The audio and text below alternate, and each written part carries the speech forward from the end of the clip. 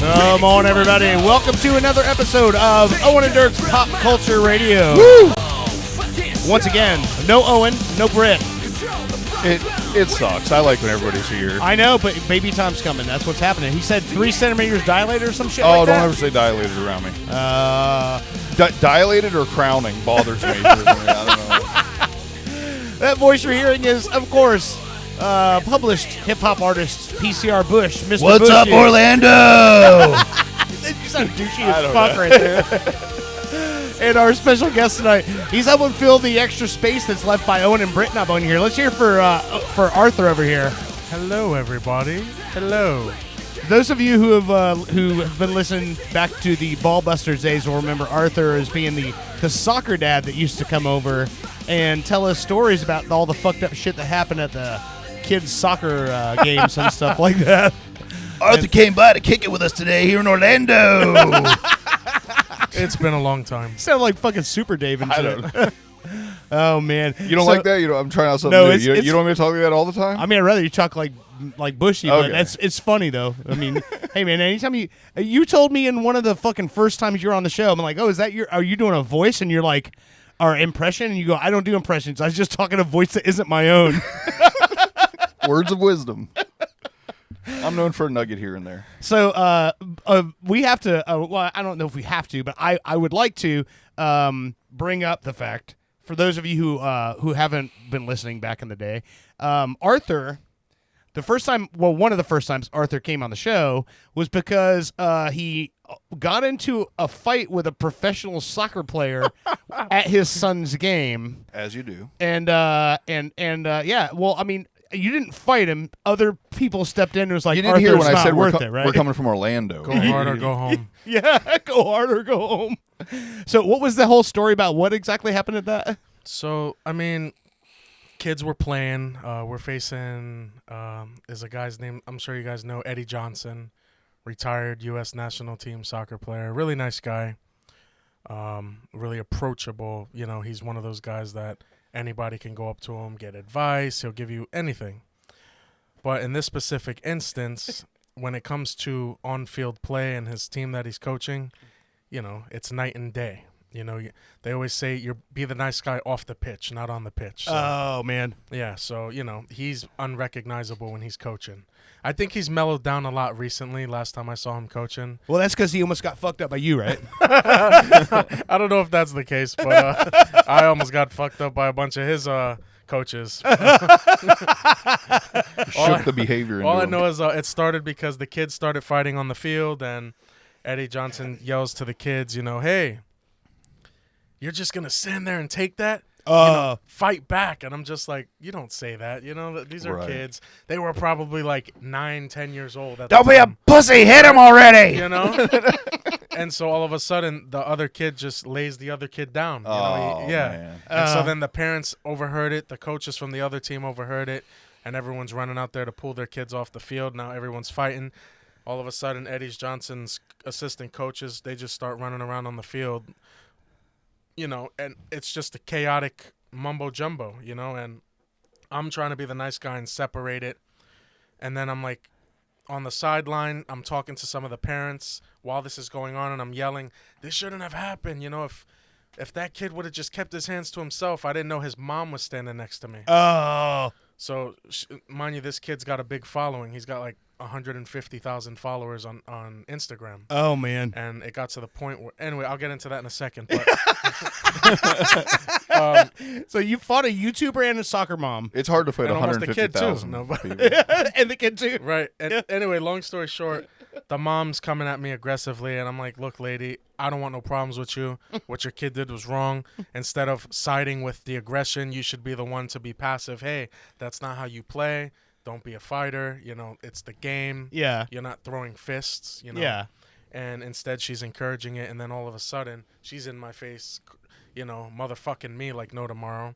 And I feel this little kid like walk into the side of me. I thought it was a little kid because he was short, much shorter than me. Yeah. It was her husband. Oh. I thought it was a kid. Oh, man. No offense if he's hearing this. I don't want you to think I'm not trying to say you're short, but you were incredibly short. So I thought it was a little kid. I'm not trying to say you're an asshole, but you're an asshole. And it got to the point where this guy's like swinging at me like this, and I'm holding him like that with my hand just on his head, like, hey man, calm down. It's not that serious. And let's just say, you and I are both at the same club. We're not breaking any boundary with height. Right. You're not a tall man. I'm not. Yeah. Well, that's more embarrassing than getting knocked out, though. When someone just holds you back and you're windmill fisting like in the direction, that's far more insulting than actually just getting knocked out. Right. And so, long story short, one of the coaches, the assistant coach, sees that, and so this guy just flies over the pile and punches me in the side of the face. Oh. But again, I thought it was a little kid that hit me because I thought I barely felt it. At that time, too, I was much heavier than I am now. I was pushing 300 pounds. Yeah. Also, the fat blocked it. Okay. Yeah, the fat blocked it. And probably fat people are sweaty. It probably slid right off you. Slid right off of me with the grease and everything. So, and you're Spanish. yeah. So it was That's another olive oil probably dripping out of my pores. There you go. That makes it harder to fight you. Yeah. It's just smart. Yeah, it's just math. women He's like put a grease Vaseline. pigment. Yeah. I eat olive oil. So anyway, So did Popeye. Yeah. Hey. Yeah. Yeah. Dun-dun. No pun intended. That's a good one.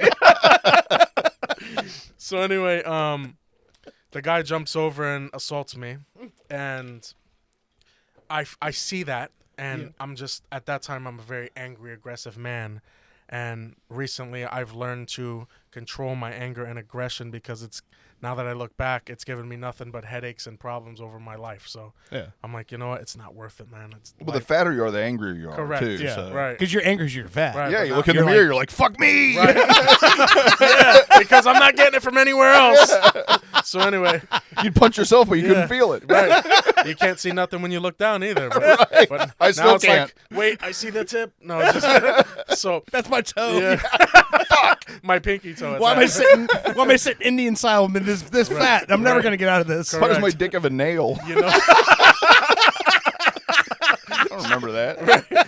So anyway, I'm angry. Antonio's there yelling at me, Dad, no. And I'm like, Antonio, and I'm not the guy that curses too much, but I'm gonna fuck this guy up. Yeah. And I've been waiting years to just release this internal aggression physically, and I'm like, this is my chance. And then I realized as he started to run away and I had to chase him, how that chance faded away because I was overweight and extremely tired. So not only did I slip trying to run after him, but in a matter of seconds, I was winded. So I was just breathing heavily like, I'll see you in the parking lot. It's hard to fight athletic people when you can't catch them. Correct.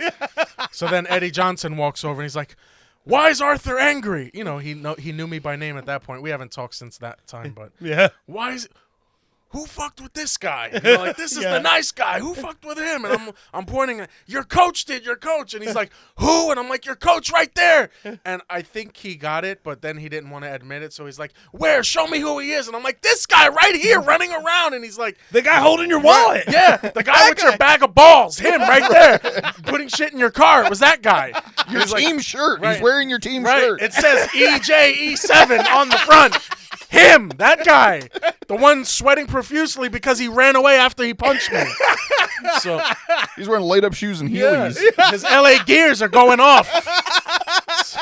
So anyway. That's why he got away from you. He had those catapults. Right. Yeah. So Antonio, poor thing, he was upset. Dad, please don't. And I'm like, Antonio. And I'm telling him this, Antonio, I don't know if I can let this go. So I wait in the parking lot. Yeah. I get back to the car. I'm tired from the walk, not alone the attempt from chasing him. Yeah. So I'm standing there, and he walks out. He's surrounded by everybody. He knew I was waiting for him, obviously. At that point, I'm like, maybe we should just talk, So, you're like, I don't have it in me I don't have anymore. the stamina for this. It's kind of. It would have been worse than Mike Tyson and Jake Paul the other day. So I probably would have got knocked out by myself trying to chase him. So just to piggyback off that, because this is so. Just so I've known Arthur for almost 15 years. Right. So like Antonio, he's talking about, who he plays for Orlando City Soccer Club now. Yeah, he's in the MLS Academy. Yeah, MLS Academy. He was a baby when I met Arthur. He was just born. Just born. So he told me, can you tell the story about the road race thing? No, I met you before Antonio was born. Before So Antonio he was born. pregnant. Yeah. Mm-hmm. But the story you told me, because Arthur, now keep in mind, Arthur's got, he's one of those guys, he's full of piss and vinegar, but he just doesn't know there's a crack in the bottle yet. You know what I mean? The story where you told me where you yelled at that guy in traffic. and you got all the kids in the car, and you thought the kids were going to have your back. And they were like, they pussied out and were like, yeah, fuck you, Dad. I'm not doing anything. So anyway, we're driving down. Oh, my God. I forgot all about this. This is the funniest fucking story. This wasn't that long ago either. No, it wasn't. You sure this one's not funnier than when Antonio – no, then was it Antonio that pulled pants me in Walmart, balls out swinging? Yeah. We'll get to that later. So. Yeah, we'll get to that later, yeah. So, You can get charges for that. yeah, I thought I was. Yeah. I was like, Sophia, we got to go. That old woman and her granddaughter just saw this. Well, that doesn't matter. The 12 security Right, cams 'cause I'm all like, got it. If it was that pretty, you'd be giving it to me more often. So I know they couldn't have enjoyed it. So anyway, we're driving down what is that? 436, yeah, and 434. And there's some kid. I know he's a kid now. I didn't know then. Yeah. But he was in like this lifted old Ford Ranger, and you know, flags blazing out the back. Oh, all those that are my favorite people. So anyway, he's got his music, and he almost crashed. Like he's trying to crash into me on purpose. I don't know why. He's like swerving next to me and trying to. And I'm like, dude, what the hell's wrong with you? I'm in my. When you're racist and you're driving, you just automatically you can't help but start steering towards the minority. Spanish in that car. It's actually the Ranger. The Ranger. The windows are down. I can see them. The Ford Ranger's predisposed to do that.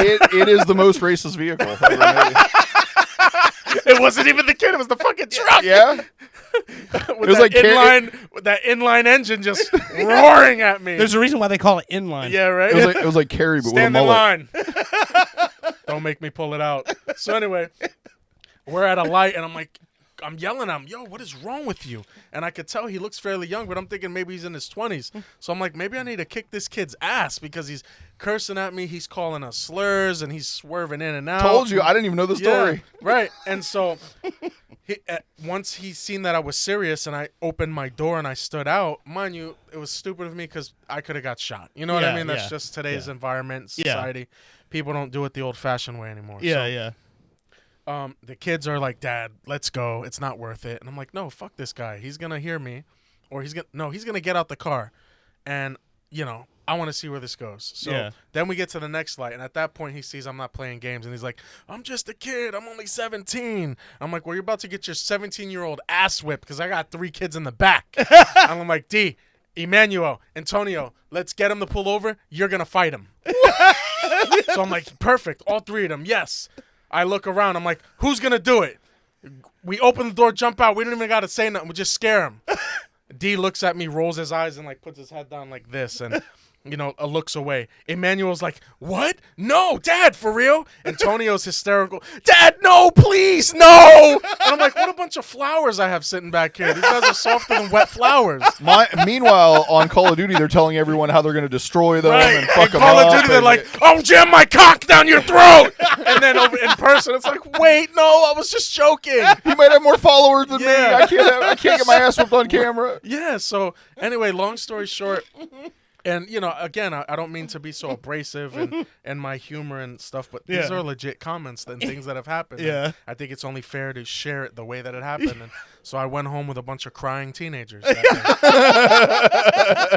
And don't get me wrong, Antonio, I'll give him, he wasn't a teenager yet, but, you know, even though my kids they've been taller than me for like the past 5 years, they're still kids. And sometimes I forget that.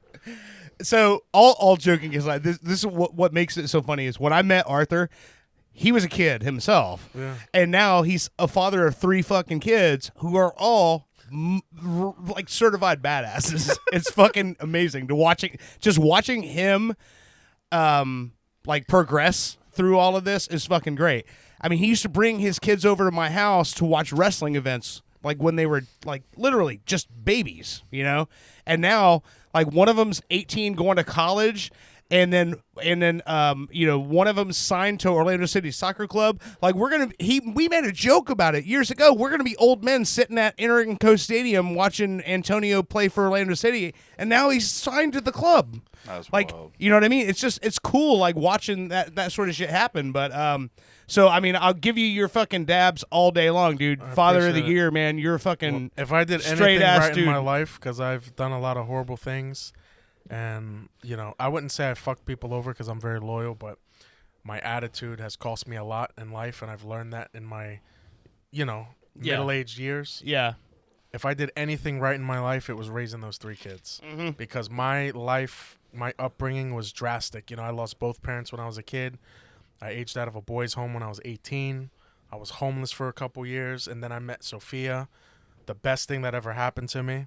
Yeah. And even then, being an immature, you know, person that has an interest in another person, that's kind of fucked me up, and things that on how I treated her and other people. But, you know, she stuck around through all of it. So, you know, I appreciate that. She's kind of settled me down with the way I was, you know, and opened my eyes a lot, because I don't deserve her or to be around that woman. So she's kind of, man, I feel bad because I've put her through hell for almost 20 years, you know? I'm going to make you feel better about this whole situation. I have been nothing but good to my girlfriends. Not saying you weren't good to her or anything, but you alluded to the... Okay, so I have been good to all my girlfriends as far as I'm aware, and I sit here single with no kids at 43 years old. So in my experience with all my friends, the worse you treat your girlfriend, the longer she stays. Of course.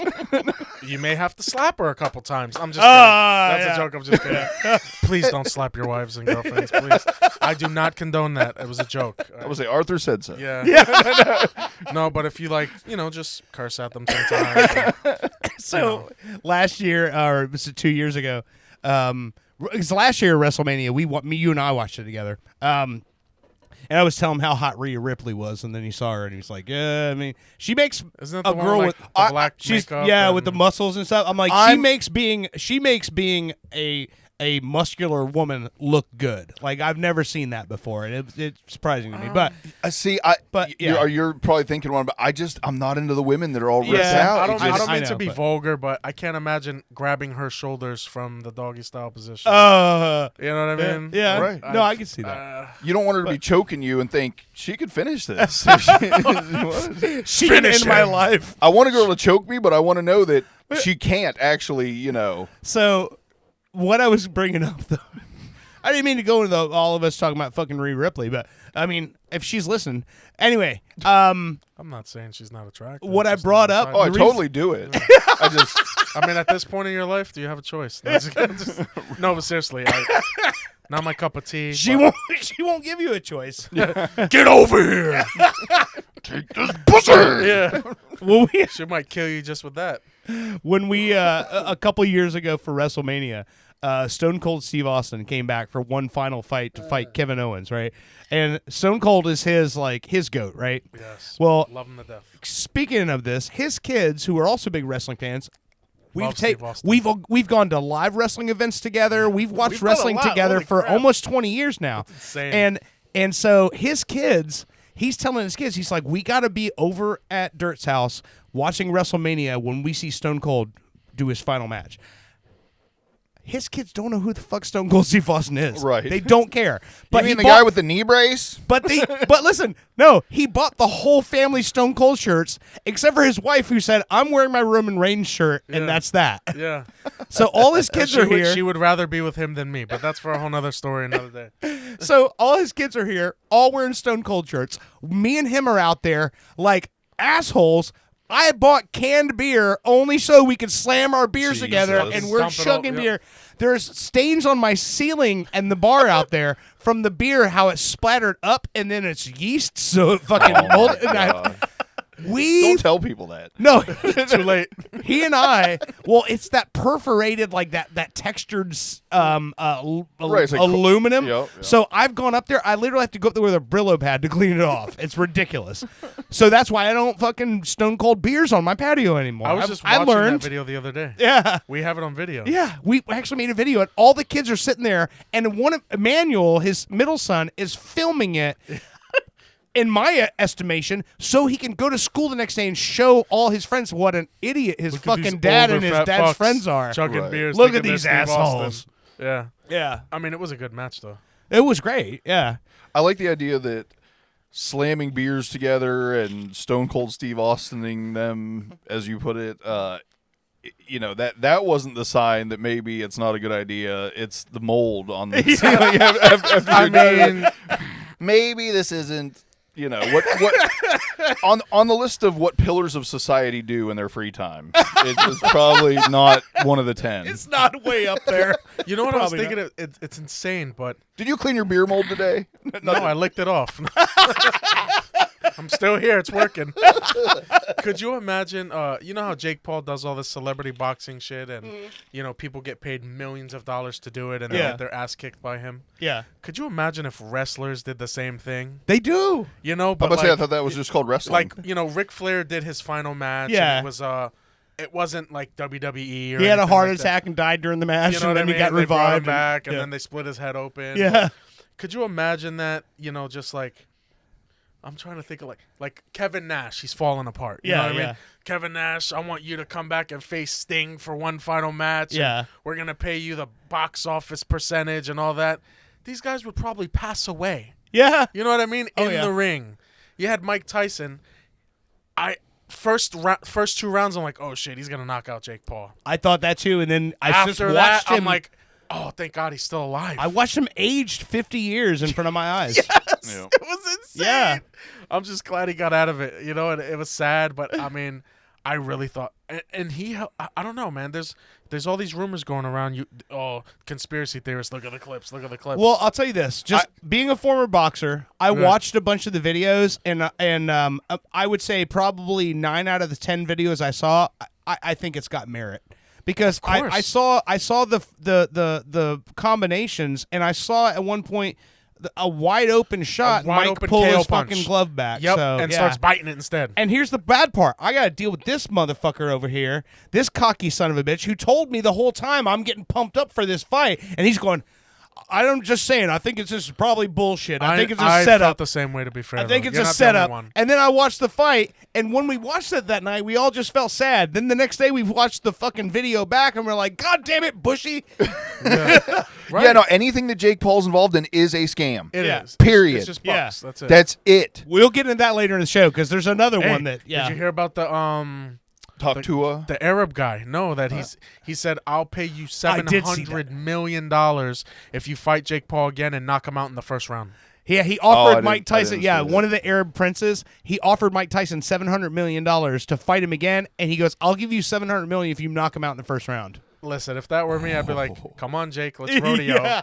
Hey, well, here's the motherfucker, thing. I jobbed to you one fight. You're jobbing to me this time. Correct. But the thing is, Jake probably won't do it. No, of course Fuck not. no, he won't. Because he don't even want to fight real boxers. He can write his own checks too. Well, I mean, he's so rich, $700 million isn't that much difference than the $100 million he's worth. Or of whatever, course. I mean, and to be fair, he lives like a king anyway. Right. Exactly. So for him to fuck up everything that he's worked the last 5-6 years to create something like. It wouldn't be worth it to him. No. The longevity of what he's doing, he'll make more than $700 million. Of course. I mean, just from a boxing perspective, all you need to know is he's fought one professional boxer that is unranked and lost. So we know what level of skill he has, right? And every boxer, Mike Tyson's the oldest fucking guy he's fought, but the average age of his opponents is over 40. Yes. Or so, close damn to it. And he's 27, so we know what he's doing. He's fighting people who are half a foot and 100 pounds lighter than him and 20 years older. Listen, You can't tell me he didn't say, Mike, come on, dude. I'll make you rich again. Just fight me once. But that's the thing, though. I'll carry you through. But that's the thing, though, is when you watch I watch Mike Tyson's podcast a lot and, hotboxing. Yeah. Mike makes $20 million a month with his weed business. Like, he doesn't need the money. So what was the motivation? I don't understand I've seen a lot of videos saying that he don't make that money. I forgot to talk to you about it or whatever. Yeah. What did he I don't make, know. though, in that fight? I mean, I know he made $20 million is what they said. But that's another thing about the contract. I think he made more. Probably. They're not going to disclose all that. No. Jake Paul probably made $50 million. Well, I seen a video saying that someone had actually read over the contract, and he didn't even get – Mike Tyson wasn't guaranteed the full amount unless the fight went at least 7 rounds. Right. Oh, really? Yeah, he was only guaranteed like $2 million if it went less than 7 rounds. Oh, wow. Okay. I don't know if that's real. I'm just going off of internet videos, but the video I seen was very well curated. The dude seemed extremely knowledgeable. Right. But people can type up whatever the fuck they want. Don't get me wrong. He was obviously tired, but I'd be tired going 8 rounds just running in circles for 2 minutes. You know what I mean? Yeah. I got tired just running in a circle for 5 seconds. Well, yeah. And here's the sick part. He looked so good in those first 2 rounds. Unbelievable. That it tricked me. I told Dirt. The whole entire time we were talking about this. Those rounds. Two months leading up to this, we talked about it. Every time I said Dirt, because he'd be like, well, look at this interview. Look at this interaction. Look at how pissed off Mike is. He talked about Mike's daughter. And I was like, yeah, but $20 million. You know what I mean? Like you can, especially if Jake Paul went to him and said, hey, man, look, I love you. I respect you. But look at what I've done. I know how to make money. I know how to get the attention. I'm gonna have to a comfortable payday. I'm gonna have to make fun of your daughter if you want to make $20 million. You know what I mean? Like, slap me in the face. That's the one thing that's gonna make people say, "Nope, there's no way this is real." I think Jake Paul is smart enough to know that. All the way up until the actual fight, I'm like, it's bullshit. It's a setup. Jake Paul's gonna win somehow. I knew he was gonna win. And then the first 2 rounds happened, and it tricked me. And I was like, oh, "Holy shit! I think Tyson might actually knock him out."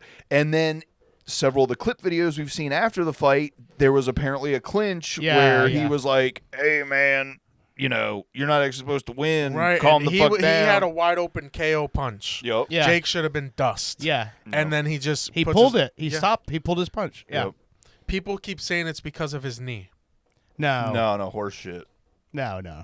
Yeah, it's definitely not. He actually pulled, not just slowed it down, it started going in the opposite direction from what I remember right, seeing. yeah, exactly. Yeah. That's why you can't convince me. I know he's bitten his glove. I've seen a lot of his fights in the past. But He used to always do that because he would get so fucking. So he always fought scared. Right. Because going back to the 13-year-old kid watching his pigeon get killed in front of him, he would get so fucking angry that he would bite his glove to be able to control his emotions. From just going in there and trying saying, to think logically and saying, "Fuck the plan! I'm just gonna murder this person." And that's why he would bite his glove. I'm not gonna kill this kid. Yep. That makes sense. I mean, I don't care how old you get. I've seen a video where this old 70-year-old dude goes and knocks some dude the fuck out. Yeah. I'm sure you guys have seen it too. Yeah. And he wasn't Mike Tyson on, being fed by chefs and trained by the top people in the world. Right. And I'm still convinced if it was a real fight, Mike Tyson probably would have knocked him out within 2 or 3 rounds. I believe that. Well, speaking of knockouts, I almost got knocked out in Walmart. Oh man! And the reason I almost got knocked out in Walmart is Walmart. Their security's like undercover and they dress up in civilian clothes. And Yeah. They try to blend in, but it's obvious when you go to Walmart every freaking night and you see the same guy in there, just in a different outfit. So he never buys anything. You know what I mean? So I'm in the frozen aisle. And I'm walking down there, and I can't remember any of the contrast of conversation or what we were speaking about, but obviously we were getting something. If we're in the frozen aisle, we're probably looking at something to clog our arteries. But anyway, we're looking at food. The kids, they're a little bit younger at this time. They're probably like 7, 13, and 12. Yeah. That's their age difference, 5 years, 5 and 6, 4 and 5 years. So anyway, Antonio... I remember vividly this part where Sophia said, Antonio's so disrespectful to you. You let him walk all over you. And I'm like, no, I don't. I just like to play around with my kids. And Antonio goes, oh, yeah?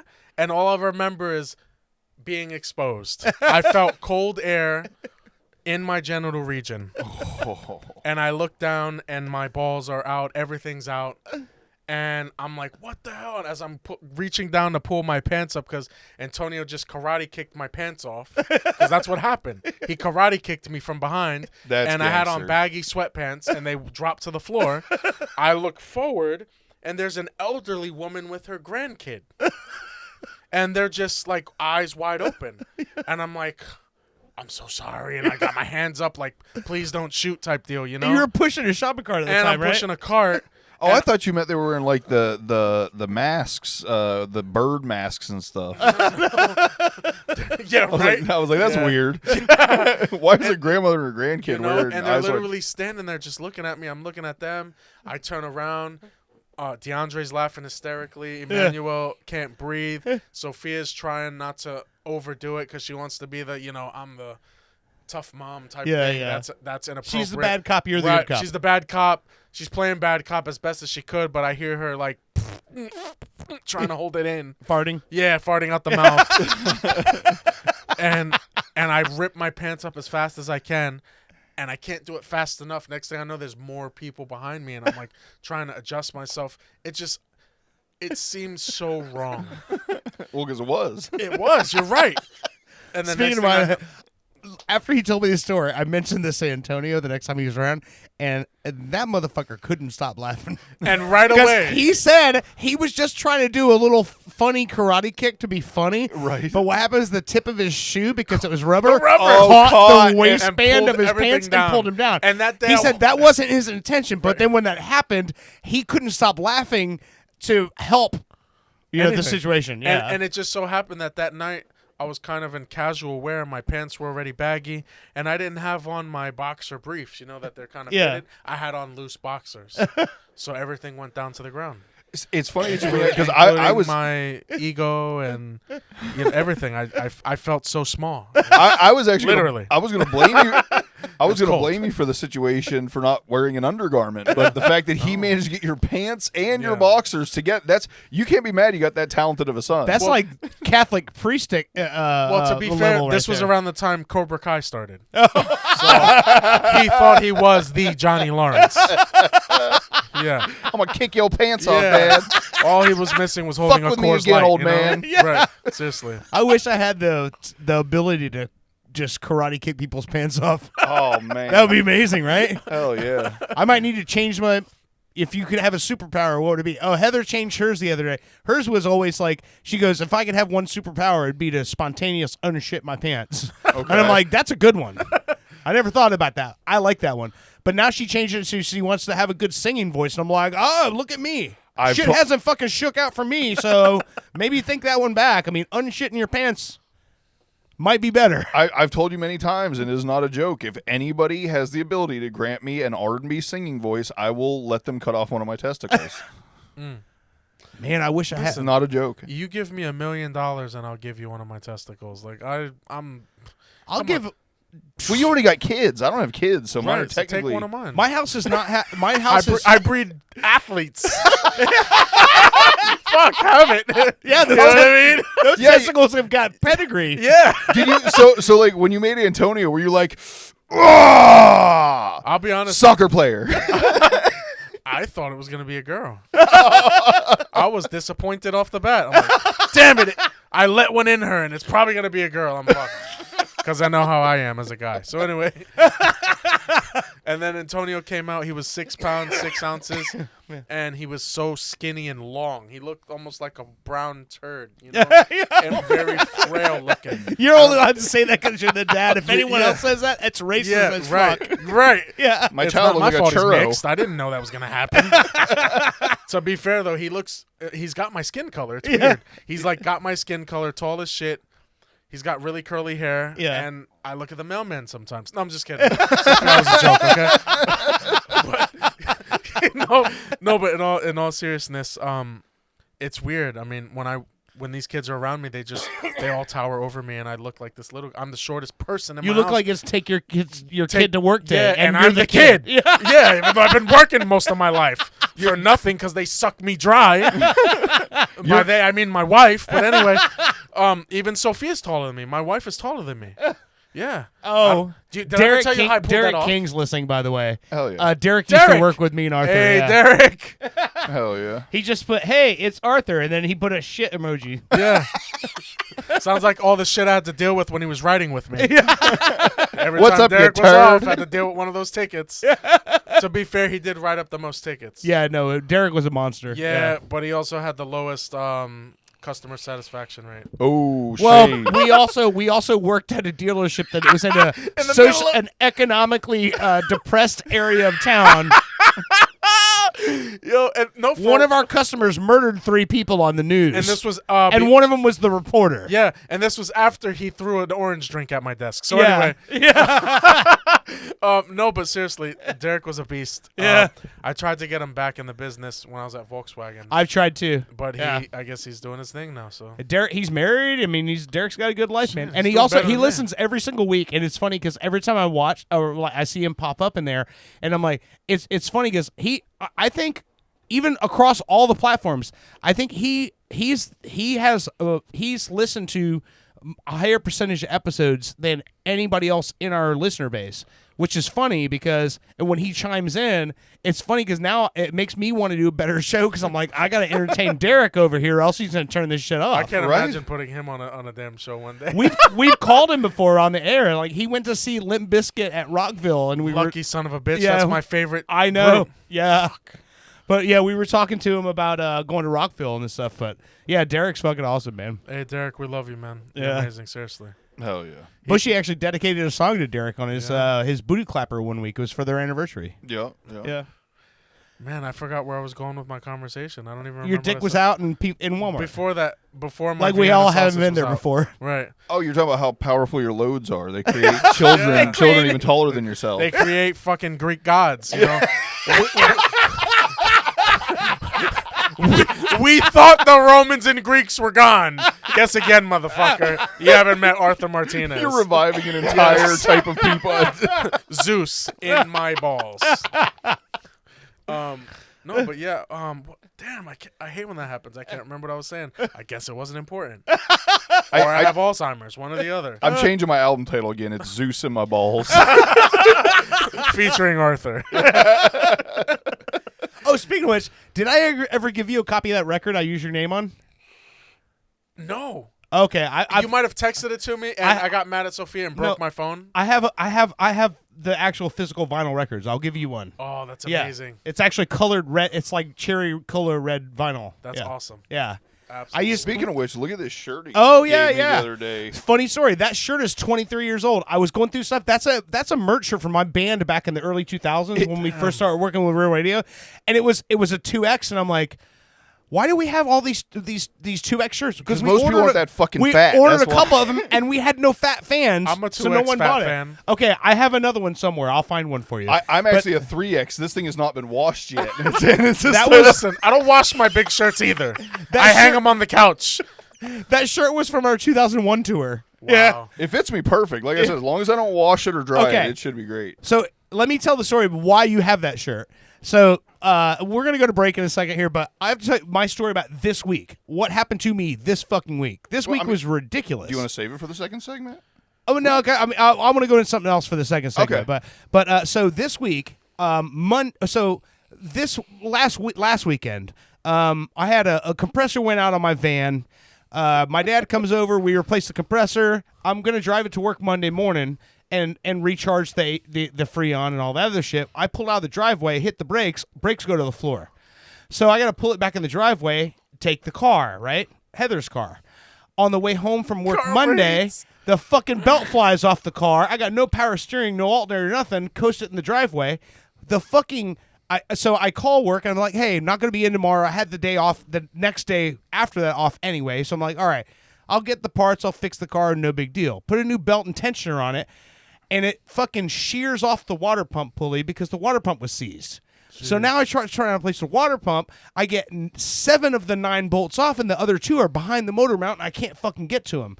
So my dad comes over. He takes the van. I get my mom's van so I can get to work the rest of the week. He fixes the van. The left front hub imploded, took out the fucking the caliper, and on the right side, because of all of this, it threw the brake pad, the rotor tilted forward and sheared off all the bolts to the the caliper. So my God. almost a whole front end in it, right? So if that wasn't enough, Arthur, on Tuesday night, the day I found out I can't finish this water pump, the guy from the fucking Orlando Utilities, Orange County Utilities, knocks on my door, truck out front, yellow lights on, and says, "Hey, are you guys putting in a pool?" No. I'm like, "No, why would you say that?" "Oh, your water numbers are off the charts." At that moment, I had a $300 water bill. My water bill's normally $15.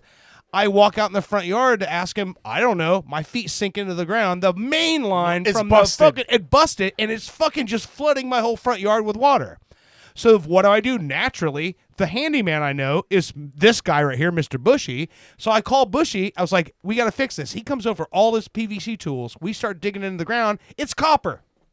Oh, shit. So then we got to go to Home Depot. Well, hold up. Let me pat yeah. myself on the back here. I brought all my stuff to do PVC, but just as long as I've been doing handyman shit and construction, I was like, you always bring all your tools if you don't know what you got to do. You just bring them all. And I even told Dirt when I seen that it was copper, I was like, fuck, dude. I was like, I don't think I brought my torch. I remember seeing my torch and being like, I won't need that.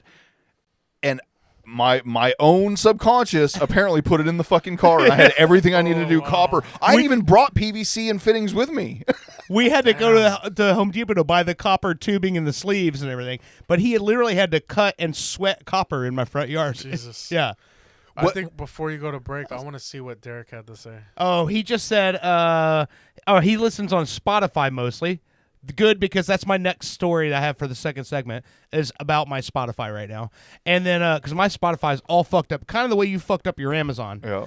And then, and he said, just hit my 1 year anniversary. So I don't know if that's 1 year married or no. Yeah. It was Absolutely. their anniversary. Yeah, I do remember seeing that. He posted it. Yep. Yeah, happy anniversary, Derek. That's fucking great. Yep. Happy anniversary. Wait till you get to number 17.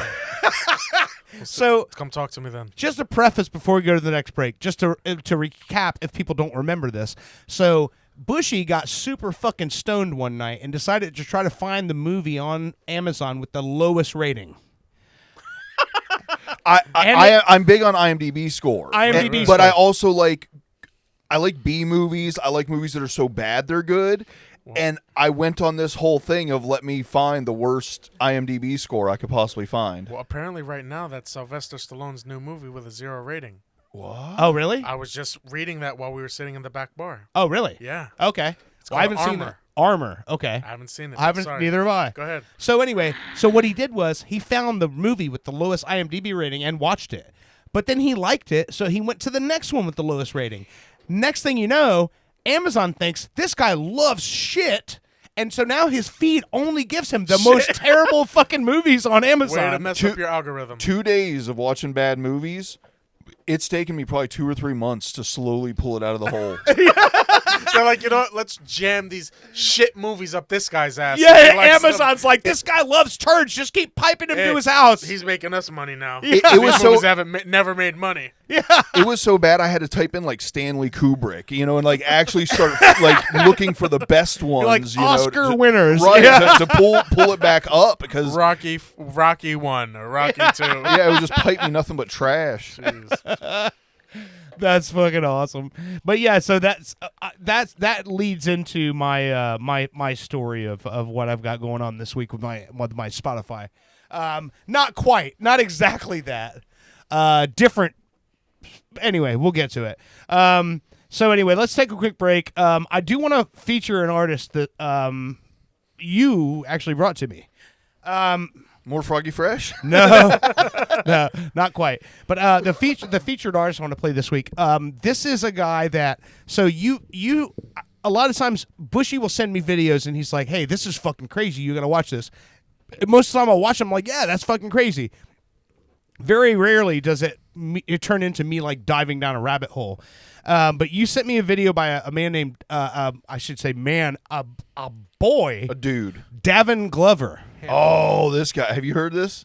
I will tell you this. Do you know anything about guitar playing? Like, I don't play guitar, but I understand it. I've watched bands for 25 years. I know a little thing here and there, and so you'll know if it's like impressive or not. Correct. Okay, then you'll be impressed. So this guy, what he does, he hybrids like 3 different techniques of guitar all together in the same style, and I pull no punches when I say he may be the greatest guitar player on the planet. Jeez. It's insane, and he's 16. And that surprised me. Like, I knew it was really good.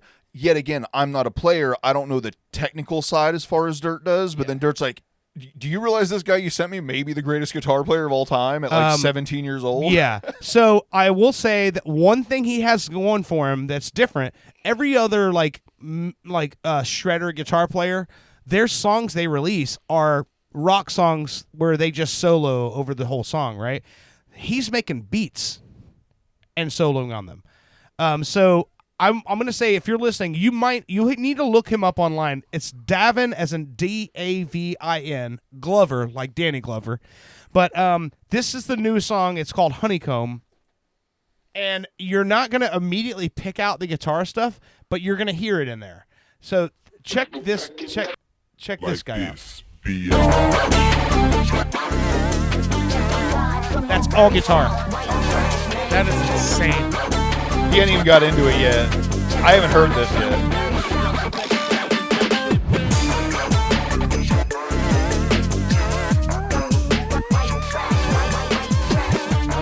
Does he start going off? I haven't heard this one. A couple parts, yeah. Oh. Here we go.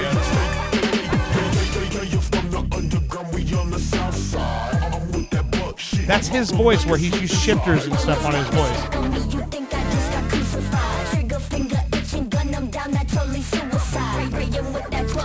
What is his ethnicity? He's a white kid.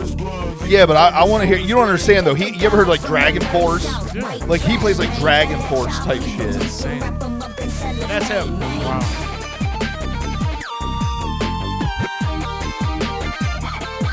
Very talented.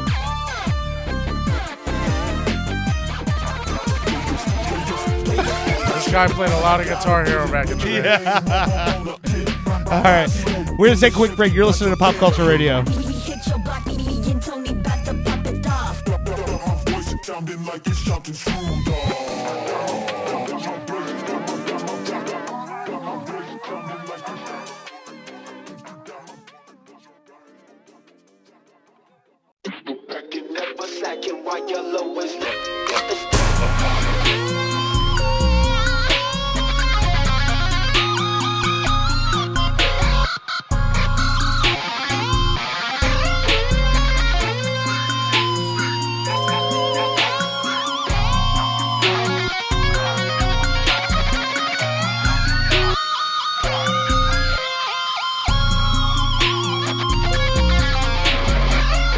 Welcome back to Pop Culture Radio. Again, Davin Glover. This song is called The Real Me. And dude, this guy is so new to this shit right now. This song has 47,000 plays. It kills me when someone half my age is infinitely more talented than me. Oh, well, fuck. You're going to want to kill the guy next to you then. Darn. I already screwed up. It's okay. It was requested. Dirt did too. Huh? What? He screwed up first. What I said? Did he? Yeah. Oh. You weren't the first I'm going to chop this thing all up anyway. So okay, we'll make sure. We'll bleep everything. You remember I used to produce Ballbusters. Yes! Don't worry. Anybody listens to this live doesn't care what we just said. No, except for Derek. That's it. Derek King. Yeah. Well, he don't care if I say the No. dirty words. I don't care either. Trust me, my kids have heard worse. Well, I mean, just judging by the stories you told in the last segment, I figured I was okay. So so then let's get to that.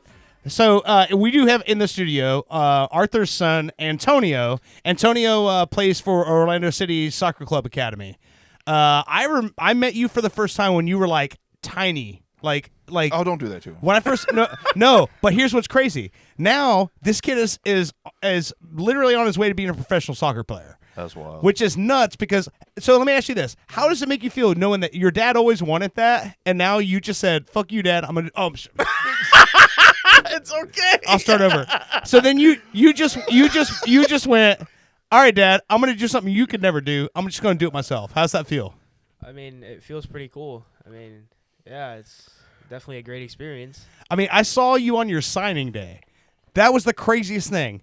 Signing day, like legit in the conference room at the stadium with the banners behind, and you're signing your contract. Yeah. That's some crazy stuff. Nobody that you go to school with has had that experience, right? And My question would be, because everybody's reality is their own. You're growing up this way. You're living this as it's happening. Do you think it's as cool to you as it is to other people watching it happen? Like your dad, he's not I'm not a professional anything, you know what I mean? And you're headed towards this professional sports career. Do you think you understand like how awesome that is and like you're valuing that? I mean, sometimes, but for the most part, I think other people find it like more cooler than I do. Like, No, it makes it. That's kind of what I thought, because when it's just you're like, oh, come on, guys. And that's how you get a shoe deal. Right. So all of the stuff that you've done in the last year, like we can just take the last calendar year and just rail off a list of all the things he's done in the last year. Better than my whole life. Exactly. That's what I'm saying. So better than 2 generations of mine. Yeah, there you go. So you represented Puerto Rico in international play. yeah, that was fun. Yeah. So you went down to what? Trinidad? Trinidad and Tobago, yeah. Wow. Both. And how many games did you play down there? 6, right? I think I played like Was it might have been 5 or 6. 6? 6? 5, 4. Yeah. No, it was around like 5 or 6 games. 5 or 6. How? Yeah. So that getting an international call up. Mm. You're being a soccer fan your whole life. You've watched that, right? And when Yeah. you see somebody get an international call up, you're like, "Oh, that's dope." Uh, How did it feel getting that call yourself? I mean, it was pretty exciting, like when something happens, it's like, I don't know, sometimes you just don't get like that immediate feeling of excitement, but it just depends. Yeah. Yeah. So do you feel like when you get a call, like a call like that, it's like it's not just like I can't get excited because I gotta go produce too. I mean, You know what I mean? So you're like Yeah. you get the call and you're like, okay, now I gotta go make this happen. so like after you're like allowed to celebrate. I feel like if you win. But, Okay. Only if you win though. Yeah. I've seen this that's how I kid feel. hysterical cry at the same time. Don't Yeah. say The that. passion is there. No, it's about passion, Right, and, right. and to be fair, I've cried for him, because I just saw Facundo Torres do that last week when they lost to the Red Bulls. In we the were Eastern sitting Conference. there watching. Yeah, We were so in the stands. It's like soccer is one of those sports that it's passion on an international, on a world level, because there's not a single country in the world that doesn't play soccer. A lot of countries in this world don't play football that we call football. Right. You know what I'm saying? So it's literally something you're born into in so many countries. So the fact that we have stars in that sport being born in this country right now is a new thing. Right. Like a new thing. Like it's, you know what I'm saying? Like we never had soccer stars born in this country until the last probably 20 years. Well, it's because Arthur just started having kids. Remember, They needed Arthur to start populating the world's soccer the community. Greek gods are back, baby. But it's and the stories too. Have you watched Wrexham? Welcome to Wrexham. Did you say they won? Did you see the goal they won with today? No, I didn't see that. Okay, they won 1-0. Unassisted 1-0. corner kick. Get it right. 1-0. 1-0. Unassisted corner kick. Dang. Wait, Un- what? It was an unassisted corner kick. Really? The guy, Ellis so it took just, the like, corner went in? kick Curved it in. and just bent it That is into the goal insane. unassisted from the That's corner. gross. And that's how they won.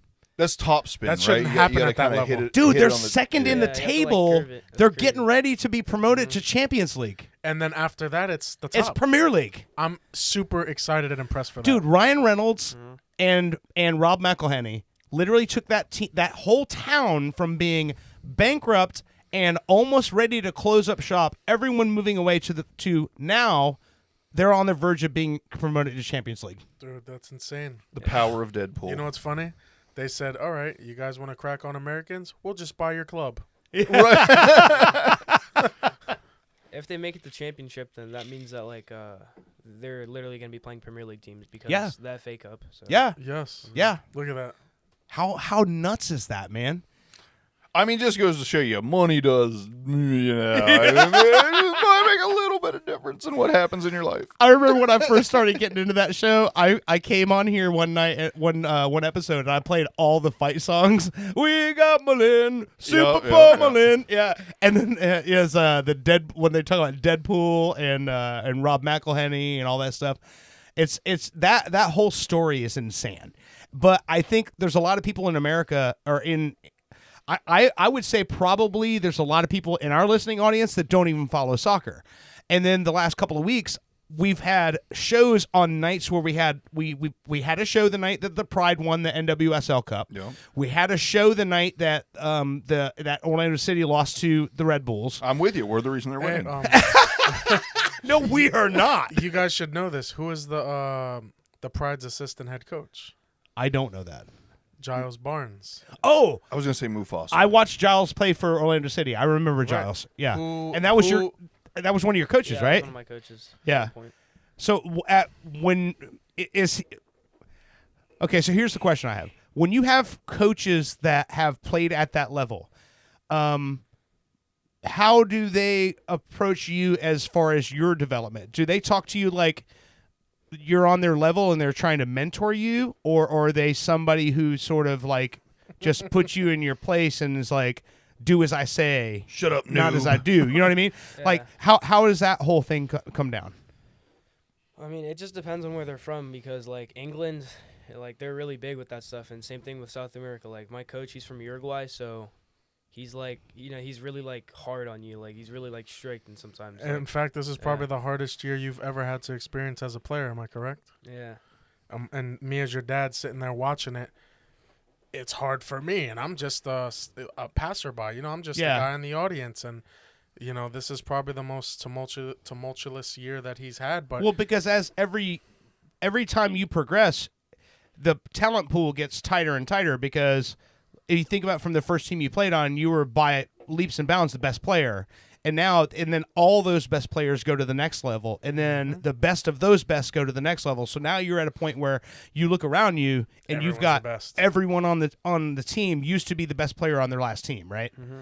So what's your mindset like going into a situation like that? Do you try to like just forget all that and just do what you do, or what? Yeah, I just try to like do my best every time I play. That's about it. And just not even think about that. Yeah, I try not to think about like the bad stuff. But I end up doing it like a lot. So. Yeah. Because if you didn't, you wouldn't be the player you are. Mm-hmm. Well, and I was going to say, of course, nobody is happy when they're getting yelled at, or there's someone's being hard on them and stuff. I'm not playing too much. But do you find, well, aside from what you just said, do you find that someone being hard on you works better for you, or it's just like, dude, I could do this without you yelling at me? I think if they're like... Yeah, I think if they're hard on you, like it helps you become like a better player, because if they're not saying anything and you're just doing what you're not supposed to be doing, how's that going to help you? So right. Yeah. Okay. I had the football coaches I had, a couple of them were extremely aggressive, and I was a good player whether I had an aggressive coach that was screaming at me or someone was like, "Hey Bushey, run this way." It was like I didn't feel like it made me better. I didn't mind someone being hard on me and correcting what I did wrong. I didn't like when someone just yelled because they were in charge. You know what I mean? Gotcha. Yeah. So it's got to be productive. Productive. Yeah. We found out about Mr. Bushey the night of the Pride game that he used to play soccer, and he played soccer for five seasons, and they won everything. And then he went from soccer to American football and lost everything.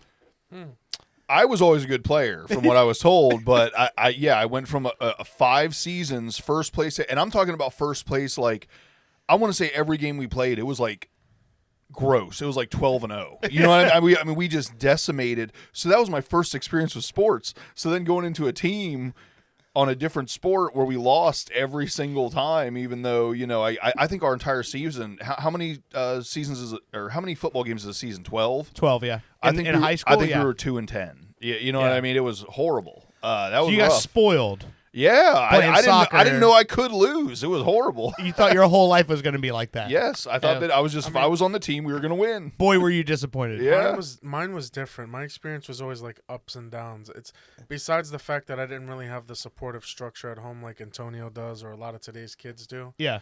I was practically riding my bike to games and figuring out how to get to my high school games. And I remember my sophomore year of high school, we didn't win a single game, and I still somehow got mentioned. You know what I mean? And as far as good players in the area, apparently, like that. even on that losing season, I still had college scouts scouting me. Here's the funny part: you bring up having to ride your bike to practice and stuff. I used to ride my bike 3 miles to get to football practice. My parents were very supportive; always took me to the soccer and all that. My parents did not want me to play football because they was worried I was going to get hurt. Started every year I played. I was captain. I even was playing, varsity in 10th grade or whatever. Mm-hmm. So I was really good, and hurt myself in football, and that's so. I was the team captain in soccer, and when I was playing football, I was the punter and kicker. Oh yeah, that makes total sense. I'll make you laugh. So my mom, like I said, my parents didn't know anything about football. Very supportive, cared about me, but they're like, we don't actually want you to play football. So if you're gonna play, you have to get yourself there. And they knew I could ride anyway. All it ended up making me was, have better endurance. It wasn't like they were punishing me or anything like that. Yeah, he wasn't that back then. No. So neither was I. I was way smaller in football. But so my parents would always be there at the games, very supportive. And my mom didn't understand, so they gave us at one point, they gave us the armbands with the clear sleeve with all the plays in it, so they could just hold up 1, 2, 3. Yeah. They knew I was captain. My mom, for an entire game, thought that I had hurt my wrist and was worried about me the whole game and couldn't even enjoy it because she didn't know that I had this armband on because I was the captain and I was calling plays. As soon as I came out, she said, "Are you okay? Are you okay?" I'm like, "Yeah, what do you mean?" That's great. No, but I mean, by far, when I was coming up, it was so much different. I mean, it was soccer. It was like, you played soccer? What is that? You know what I mean? Yeah. Oh, yeah. And that was back in the late 90s, early 2000s, you know? And oh, yeah. It was incredibly, and to be fair, we had maybe 1 or 2 white kids on the team, and I'm not trying to make it racial, but... My high school soccer team was almost entirely made up of Haitians. Yes, and we had in Apopka we had a big Haitian population, and dude, those kids were so good. It was nobody even tried out for the team because you're like, man, these guys were like they're all gonna make the team and we're not. Yeah, they played. I mean, that sport was not popular in this country. A lot of kids were before that would sign up to play soccer in high school so they could get an easy varsity letter.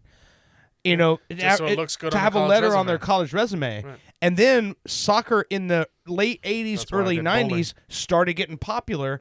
And the people who were playing it were like, you are not going to just walk on this team and take something from me, Listen, and even today, high school soccer, back then, that's how we got recruited. When I was getting scouted, first and foremost, it was because I was a punter and kicker, but then they're like, oh, this guy plays soccer. Well, maybe he can play on our team and dual sport. And this was for college recruiting purpose. But back then, that was all we had, and ODP is what it was called back then. Now, ODP is almost irrelevant compared to academy clubs and MLS pretty much taking over that landscape. Yeah.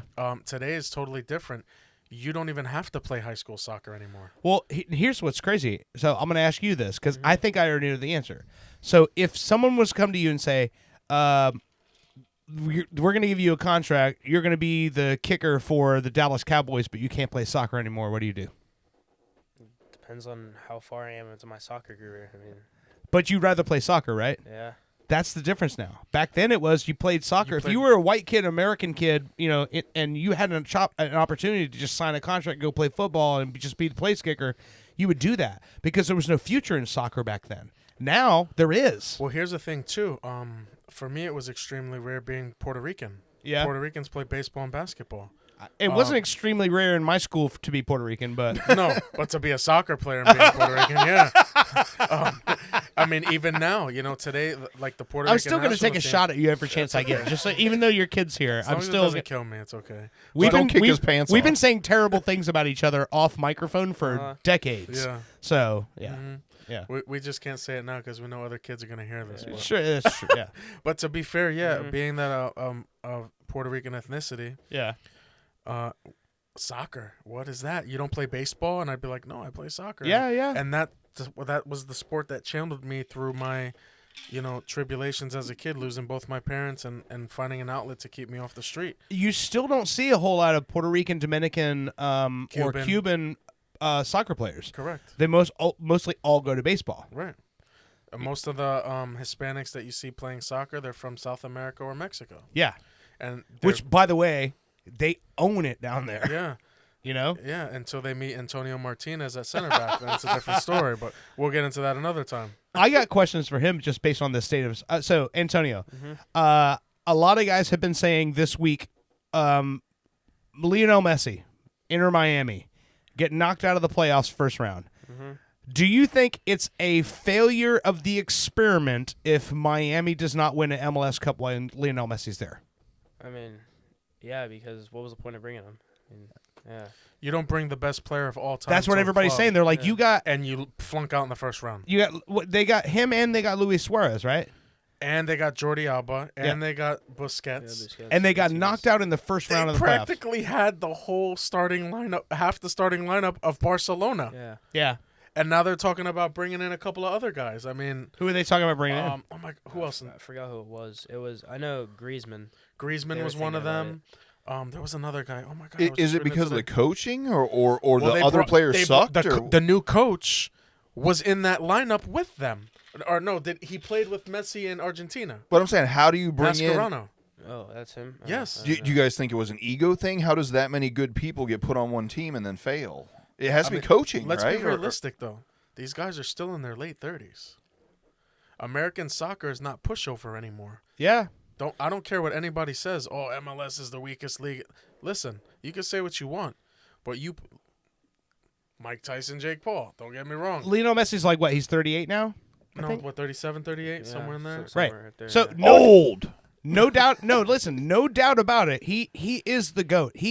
I mean, you can't argue. He's the greatest soccer player that's ever played. Right. But he's 38 years old, and on that field is a bunch of 22-year-olds who he can't outrun. Now, keeping in mind, when he came to MLS, I think he scored a hat. I was averaging a hat trick. Messi's 37. 37. Yeah. But he was averaging a hat trick. When the first game I watched him in, it looked like the way it looks when I play FIFA on easy. Right. Didn't it? Yeah, it was pretty crazy. Like his debut game, he scored a free kick without even trying. It was crazy. Yeah. They're talking about bringing Angel Di Maria. Angel Di Maria. Also, there's been like rumors of Luka Modric coming over. I've heard about that. It's insane. And this all starts because Messi decides to pass on $1 billion signing to play in Saudi Arabia and come over to the MLS Just because for one season too. Him and remember Suarez said, "I'm only playing one season. I'm done." Mm-hmm. He's actually negotiating now to come back another year because he feels like this season was a failure. Yeah.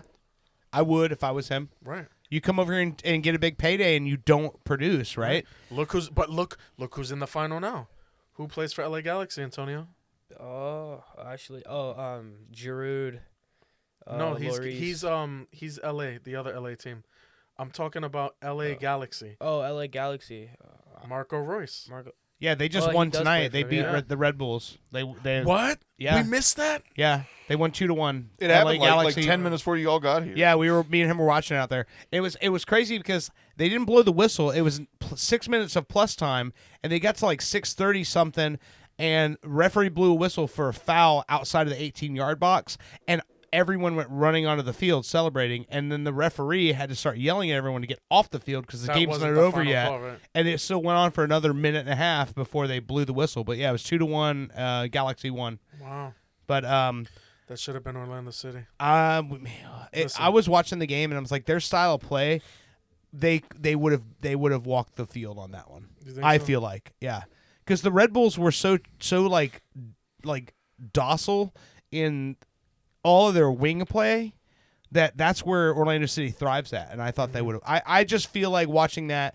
I also feel like Orlando City didn't play their game against the Red Bulls in the last game. Right. It's I almost didn't like recognize them. they forgot their whole Everything they did all year. Everything they did all year in that game, and then you lose 1 goal to nothing.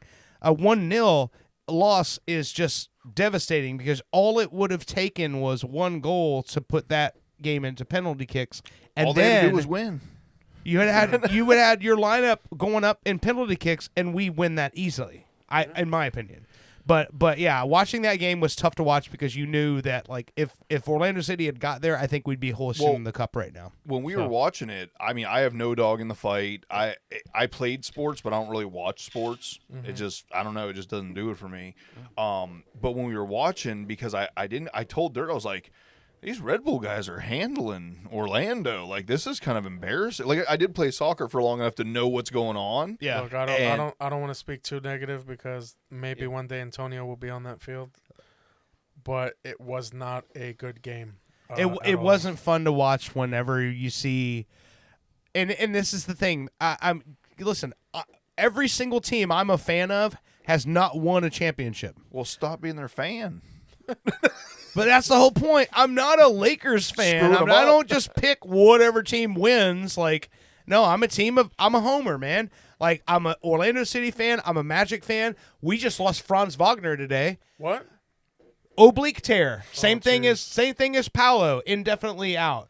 So Magic, Orlando City, Tampa Bay Rays, Tampa Bay Lightning. Lightning have won a championship, but I'm not like a. One thing you've I don't never have known a bunch about of Tampa Bay Lightning stuff in my house. Like, I'm a fan because they're my closest hockey team, but like I'm not gonna burst into tears when they win a Stanley Cup. But I mean, Magic, Rays, Lions, totally different story. Those are my teams. Like I bleed that, you know. I was more excited when the Panthers won. Okay, so yeah, I was. Hockey is like a secondary thing to me. Like I'm a fan because I watch sports mainly. Now, keep it in mind, baseball goes back in my blood. Baseball is like I watch baseball when baseball is going on. If there's a game, that's what I'm doing. Most other sports I watch because I like watching something that's live that's happening right now because I'm just so jaded by everything else that's happening in the world. You know what I mean? Sports there's no faking. There's no lying in sports. I don't need to figure out who's telling this story and why they want me to think that way. Sports is just straight across the board. I know the rules. Here's the game. It's being played. I can shut my mind off from everything else happening in the world and just watch competition, you know? I was always just like, I consider myself like hyper logical for certain things. I'm dumb for everything else. But when it came to like being a sports fan or stuff, to me it was like, well, if you want to enjoy sports, just choose to be a fan of the best team. Like you know what I mean? Like I don't have that loyalty of you can't say you're a Cowboys fan then, huh? No. I like I said, I'm not anybody's fan. Like I don't care. Like just because they won the game, he's available to the highest bidder, is what he's saying. He's like, go Kansas City. Yeah, yeah. Do they win a lot? Back then it was Tom Brady. Yeah, I am the fan of whoever wins every year. There we go. That makes it easy, right? Every year I win. Yeah, it always makes me laugh. And I've told you before, whenever we're like, we did this and we did that. And our team, I was like, really? I didn't know you were on the team. Yeah. You know what I mean? Like, I didn't see you out there. Yeah, because next year I'll be on another one. So. Yeah, I didn't know you were coaching. Yeah. So one of the things I want to bring up, because the connection that I first had with you was wrestling. Do you still pay attention to wrestling? You still watch it or not so much anymore? No, I don't watch that at all anymore. No, he's not 13, Dirt. No, but your guy. Yes, he is. Well, he's not 12, Dirt. I know he doesn't look 13. I was about to say, bro, 15, like, bare minimum. No, he's only 13, yeah. Yeah. He's just Isn't that crazy? It is. Very mature, too. Yeah. He's a humble kid, man. Like I said, if I did anything right in my life, it was raising these kids with my wife. I mean... Look at that. You made your dad proud. Oh, I'm always proud of him. never made my dad proud. He hated me until the day he died. No, that's not true. That's not true. I was going to say, is that being... possibly the reason for demise? I mean, I killed my father, okay? No, What a disappointment. I love my dad, but my dad was my dad would never sit there and tell me that he was proud of me, or that he'd tell all his buddies. Well, you know what? Yeah, but, when you but to walked in the me, room- can you do anything right? Listen, I didn't have that growing up, and Right, it's important. I don't Makes know you what feel that feels good. like. I watch these little sob story reels on Instagram and YouTube, and I'm sitting there in tears, like, man, I wish I knew what that felt like, and I'll never know what that feels like. Yeah. But since I will never know, I want my kids to one Right, day when of I'm course, not yeah. here say, I had the best dad ever. Yeah. Hell yeah. And you watched him play in the adults versus coaches soccer game. Yeah, I watched that. And I want to bring that up. You don't know about this. I do not. So, were you watching when he tried to do that header and then they had to come out with the spray and like No. I was watching like part of the game. I was just off to the side. Just the ball. Yeah. But you know what? I told Antonio, even being extremely overweight at that time, and I knew the next day I wasn't going to be able to walk. Remember when I came to work for 2 weeks, I couldn't walk? Yeah, yeah. And I was like, he was like, man, you can't walk. I was like, no, I can't walk. But guess what? I broke some ankles and I finessed some people. I had a guy on his back. He said they had to come out. You know what you see on the game? So they come out and they spray that stuff on him, Right. and then they get up. He didn't realize. He's like, they sprayed on him. He's like, oh man, that numbs your whole leg. I can't even feel my leg that's Back messed to up playing. right now. Yeah. Go back out and play. Yeah. So yeah, They were using that when I was in Trinidad. really. Yeah, it was just a massive spray bottle. It was weird. It looks like the size of like that tank on your torch. Right. It's like that, but with a spray bottle at the top. You And gotta, I've got like 4 jokes I'm suppressing right now about it, so I'm trying to be good here. I was hoping Kids that cover Stop your ears. talking about a giant spray bottle that numbs everything. Yeah, right? I was hoping that he saw it because I was like, how did it feel when you saw your dad laying out there like Thanksgiving turkey and they're having to spray him down because He's like hollering out, just because- bring him a tub. Yeah. because he forgot he's Piece of chicken. He forgot Piece of chicken. He forgot he's nearly 40 and tried to do a header. Oh, it was And a then- diving header. A I will correct diving, you. face first diving header, and then he hit the ground and goes, oh! Yep. Not What did you do that for? I told you, my foot actually right now is currently messed up because 5-6 years ago I tried to play 2-hand touch football on the beach and I peeled out in the surf. I tried to cut and I actually peeled out and ended up kicking, like my foot went out from under me and the top of my large toe knuckle, I basically kicked the entire beach. The hard part in like I've surf done- that's I've like a done it. half-inch deep. I've done it. Antonio, remember when we would go out to kick the ball around?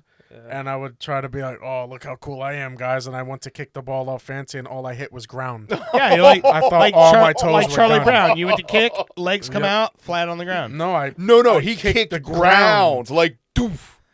where turf came flying up, and I Wait, thought I was broke putting more my living foot. myself in that story. Sorry.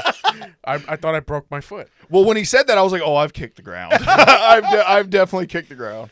So what you're hearing right now, Antonio, soak this all in. Okay. This is what happens when guys our age don't do anything with their lives and we don't stay active.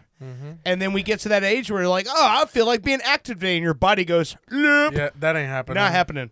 I told Sophia that, I'd like to get back to soccer shape where I could play in like a 40-year-old league or something because I'm a couple years away, maybe right under 40, but, that may take me like a year if I did it consistently.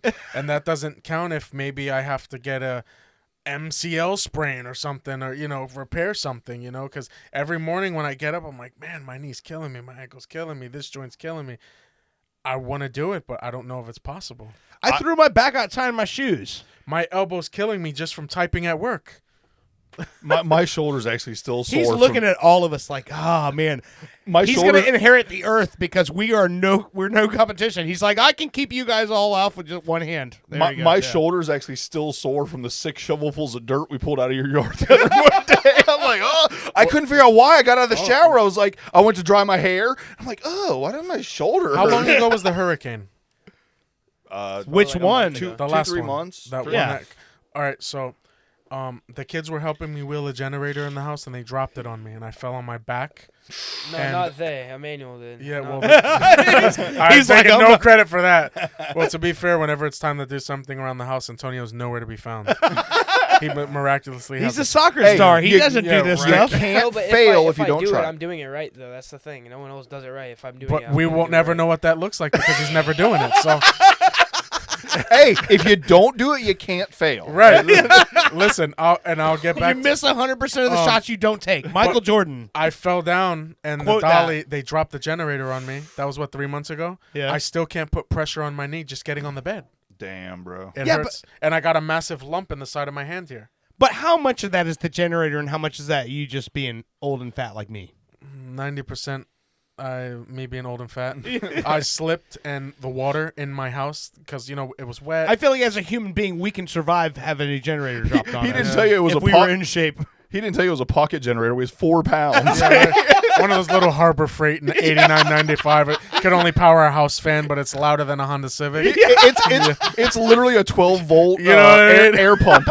Yeah, but you know what? I would get back to this.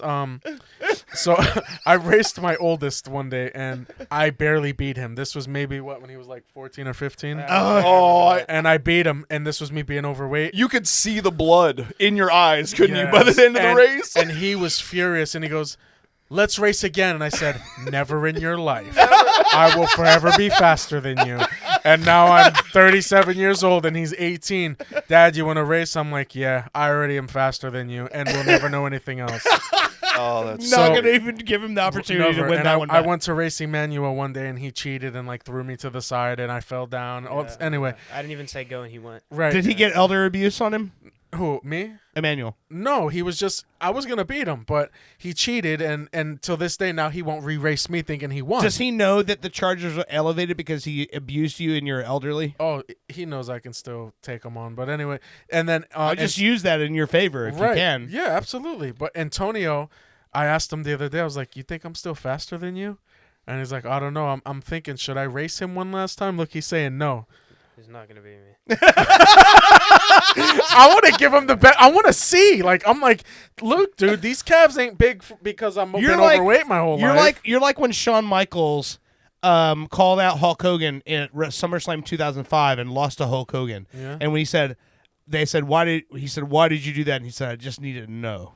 Yeah, I need to know. You need to know if. Yeah. I mean, I could tell you. Antonio's Hulk Hogan in this situation. Well, we're gonna find out.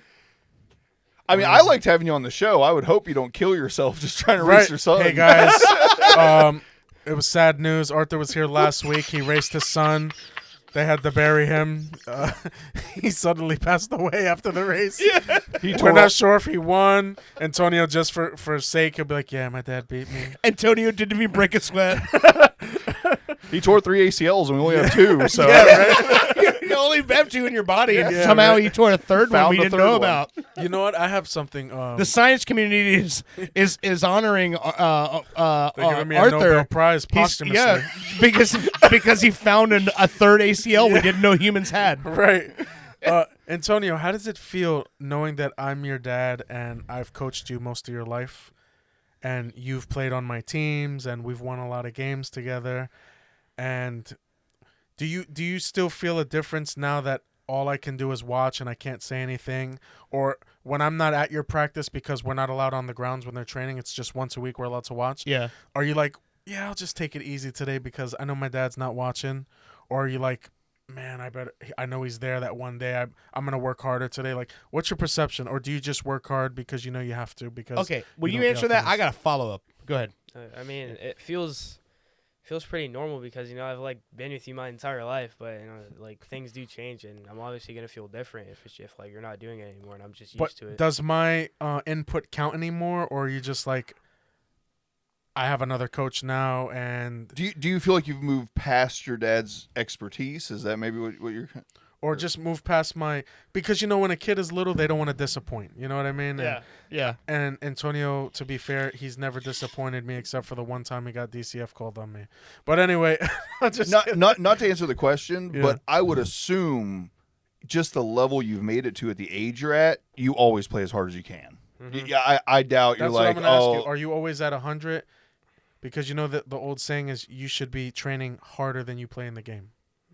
Is that your perception? What is your approach when you walk on that field? Just do my best and play as hard as I can.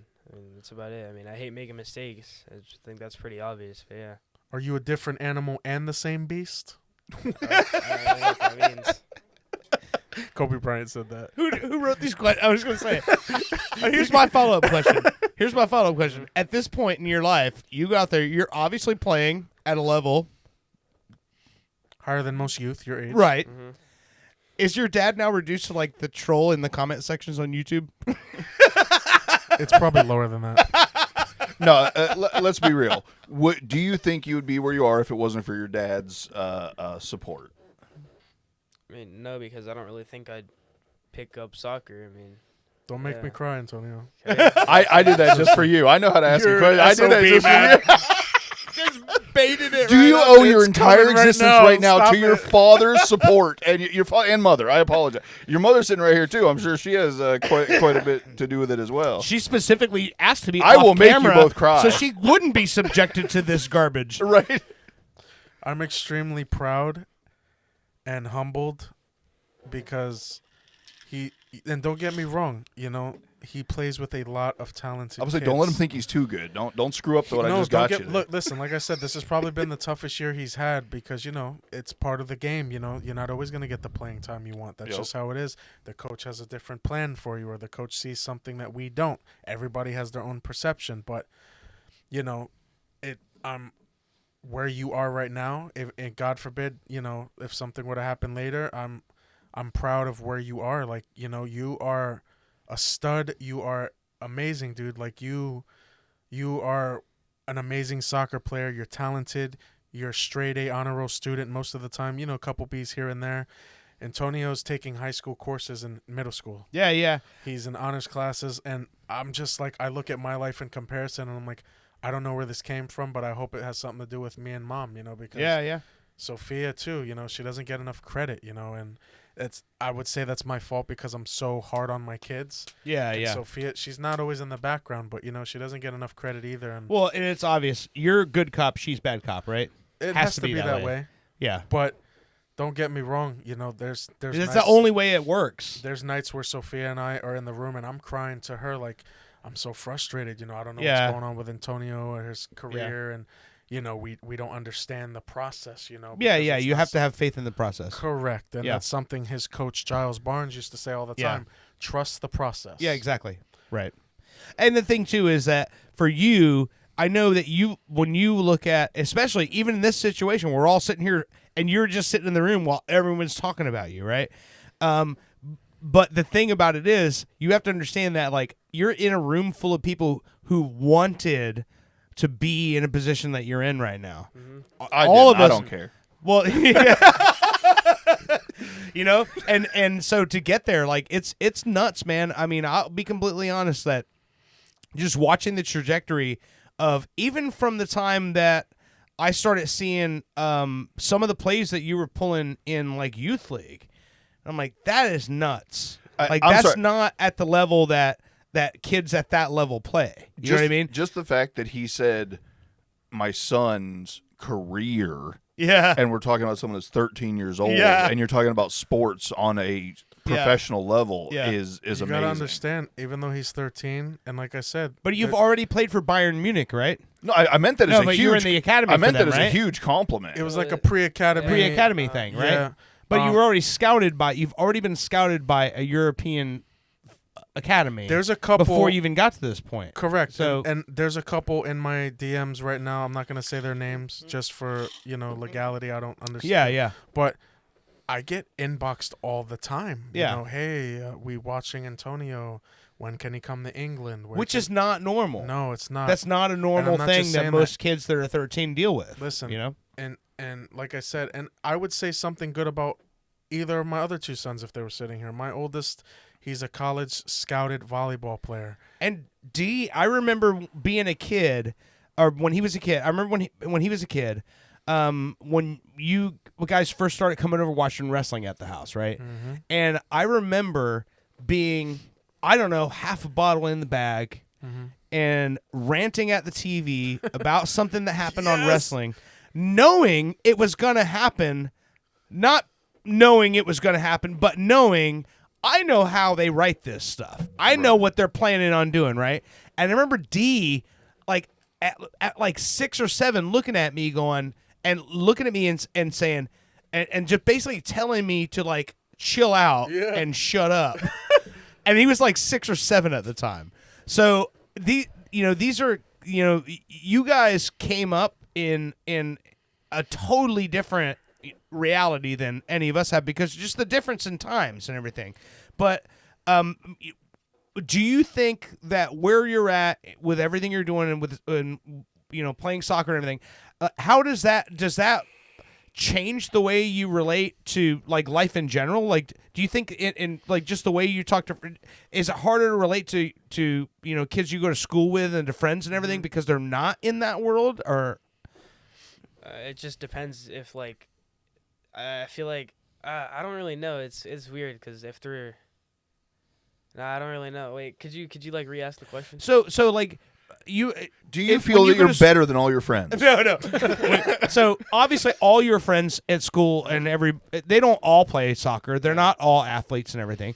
So is it harder to relate to like the friends that are just trying to get good grades and go to homecoming, and you're like working on this whole other thing that's separate from school? Do you feel, is it harder to relate to just the average kids that you're friends with at school because you do have all this other stuff going on? Yeah, like sometimes like they'll like ask me to go somewhere. Like this one kid, he asked me to like go to his birthday party, but I had a game that week, and he's just like, "Bro, just skip it." And I'm just like, "No, I'm not gonna do that." For example, Antonio's now forced to do online schooling because his soccer has taken up so much.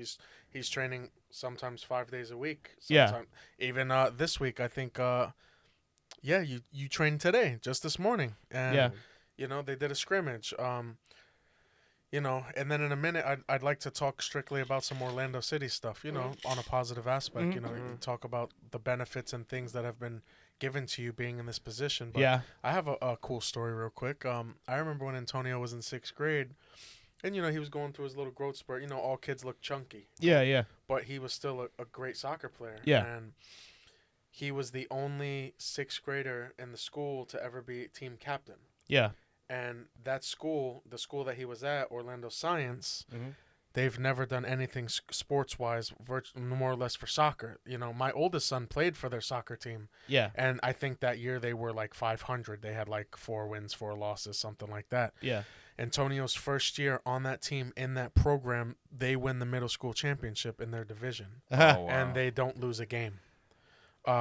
He played every single game. Well, there was a run there where I would just remember just following, because of your dad.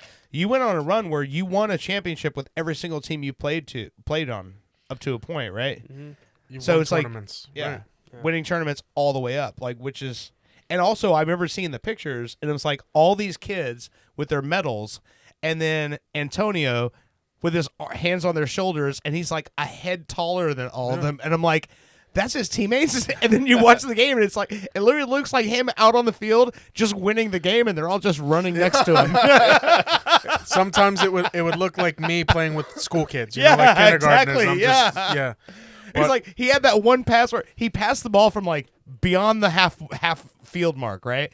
All the way into the box, where all this kid literally had to do was just move his foot forward, and he scored the goal. Yeah. And he got the assist. And I like the idea that you kick a ball like it just bounces off somebody's head into the goal, but you're just using him like a post. Well, here's the funny part. I remember that game I was recording, and Antonio goes, because he scored a goal from a little beyond the outside box. It was almost in the halfway, and he scores this goal. Yeah. And after the game, because that same game, he had an assist from his box all the way to the other box in the air where you said it landed in front of the kid he scored. Yeah. He goes, I'm like, yeah, Antonio, I got your goal. He goes, did you get my assist? Yeah. He didn't even care about the goal. Right. He was more I know team player. He's like, did you get my assist? No, because that's got to be more difficult to do, right? If you're the one who scored the goal, you're the one in control of the play. But if you can set somebody else up to score, that's probably a better feeling, right? Especially when they're worse than you. I didn't really care about the goal. Yeah. It was just all right. Yeah. That was it. I'm going to ask you a couple questions, but more importantly, do you feel like being in the position that you're in, that do you have to hold yourself to a higher standard, being that you represent a professional organization? Yes. Yeah. And how so? I mean, it's just I have like a lot to represent now, so I mean, I have to, because it's like, you have to be more professional if you're representing something like that's as professional, that like Yeah. I don't know. It's hard to describe. I understand what you mean. You can't do stupidities because those stupidities can fall back on you. When we went to Kansas City, like you can't just mess around. Like my teammates, this is a really weird story. So they were in the elevator, right? They were just shouting stuff, and someone just says something bad, and nobody knew who it was, right? It could have been anybody. Right? Someone down the hall hears it, and he starts going crazy because it was like a These certain kids. word. Yeah. And anyways, they all bring us downstairs as soon as they heard about it, and they had this serious talk. It was bad. Yeah. And it could have been anybody, but it's like, but it was under the assumption that, hey, if one of you guys said this, this is unacceptable. Yeah. I think it was one of the other kids staying in the hotel that wasn't on any of the teams. No, it was somebody was. Yeah. See, you still got a little to learn when someone gives you that out. You're supposed, but it was supposed to be. It was somebody. It was definitely somebody on the other team. Yeah, that's the magic of radio. You just I'm just trying to put you up on game. Yeah. When someone hey, I'm giving this man a learning moment here.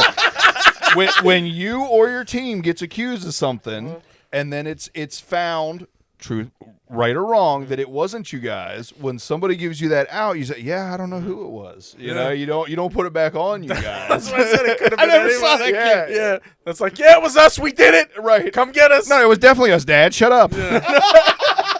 But we were the only ones in the hotel on that floor where the guy heard it. Allegedly. Just say allegedly before. That's all you have to do. If you say allegedly before anything, you're good. Take the gloves off. The gloves don't fit. They don't fit. Mom's not going to let him come back on the show after talking to me. She's like, what did he tell my son?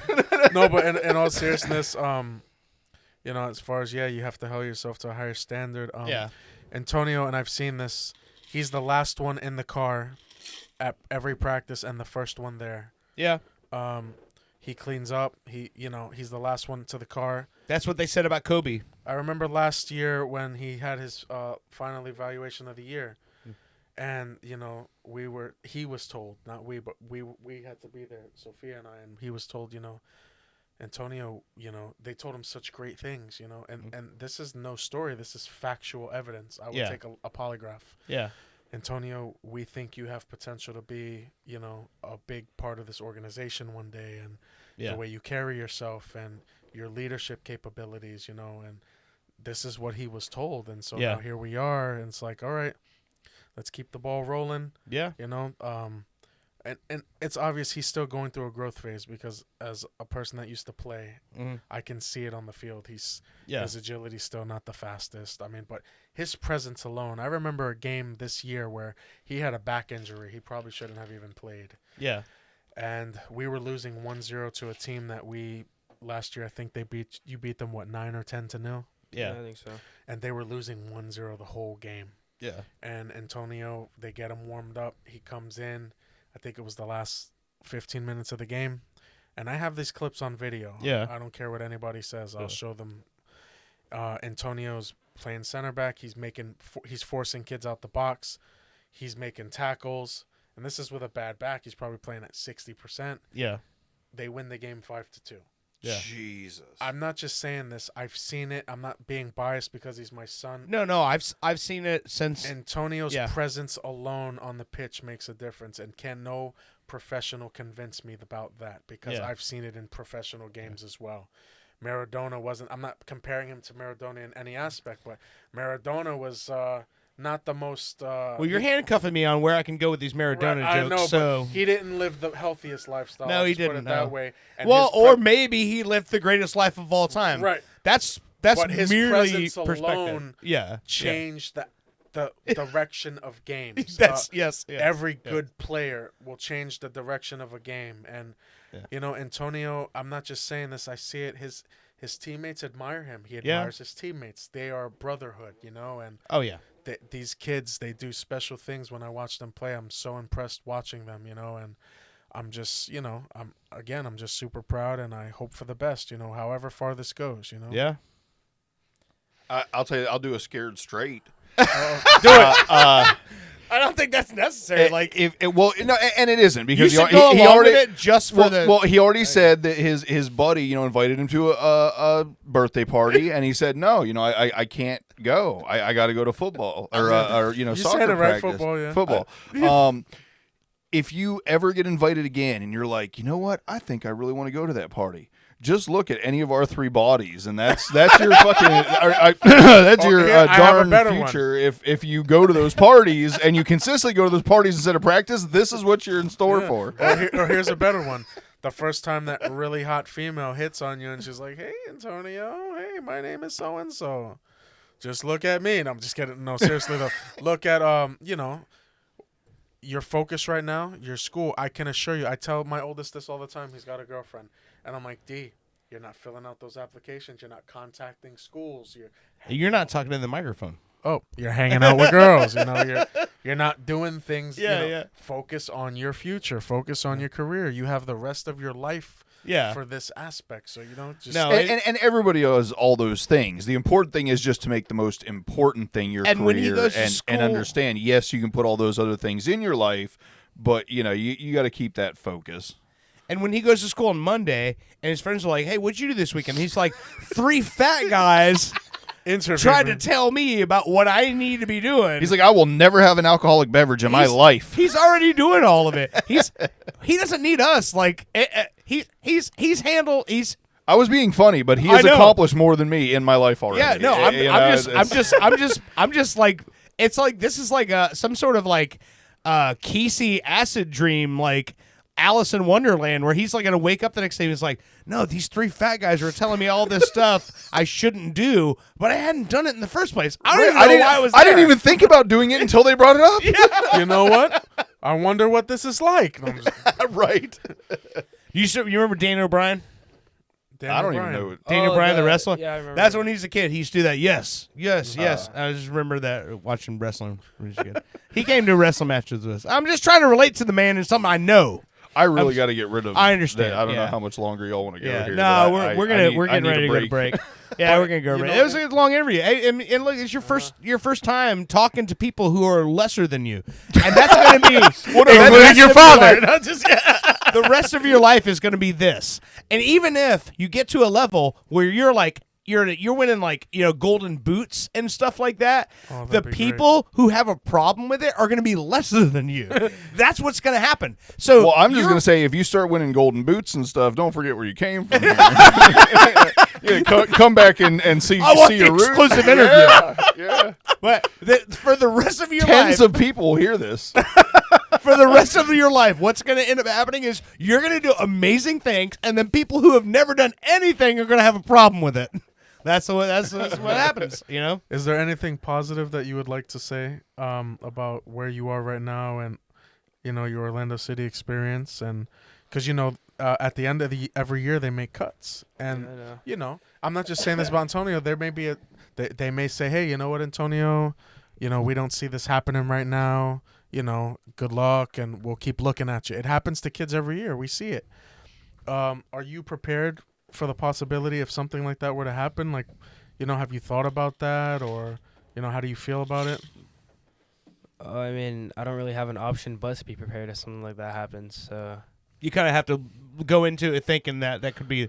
I remember Jason Terry, who's a basketball player. Yeah. Jason Terry used to say, and he played into his 40s in the NBA. Yeah. Which is crazy to think, being 40 Especially years for old. a guard. Exactly. But I remember he used to say every single season was an audition for next year.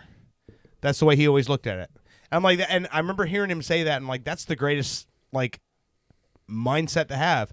He's like, I don't care how well this team does or whatever. Every single game this season is an audition for who's going to sign me next year.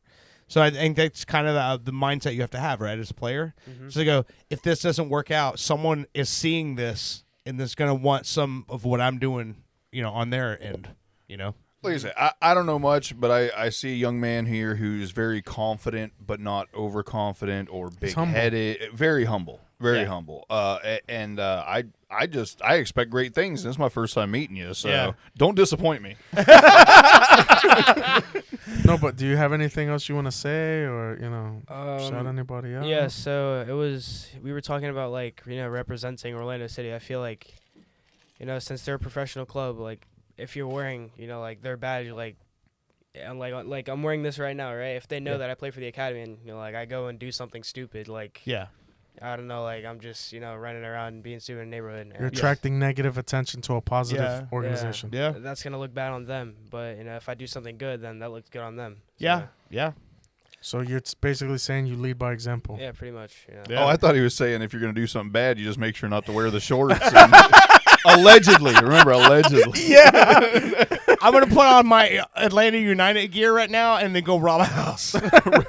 I don't. Don't do that. No, I'll put on does my Or- Red Bulls jersey. Does Orlando City have shiesties or shiesty mask or no? We're in Orlando. It doesn't get that cold. Hey, where they wear shiesty masks, they don't get that cold either. Right. Yeah, you're right. Well, Has nothing to do with the weather. maybe if we get to the other side of town, perhaps. All right, so we're gonna take a quick break. Antonio, listen, man. Anytime you want to come hang out and come talk to us, obviously, I know this is not your favorite position. See, I always want to throw that word in because I know. it colors Hey, things we so did nicely. good. We did like 3 know. times in the last hour. That's Yeah. good for us. I throw that word into songs where it doesn't belong. Yeah. That's my thing.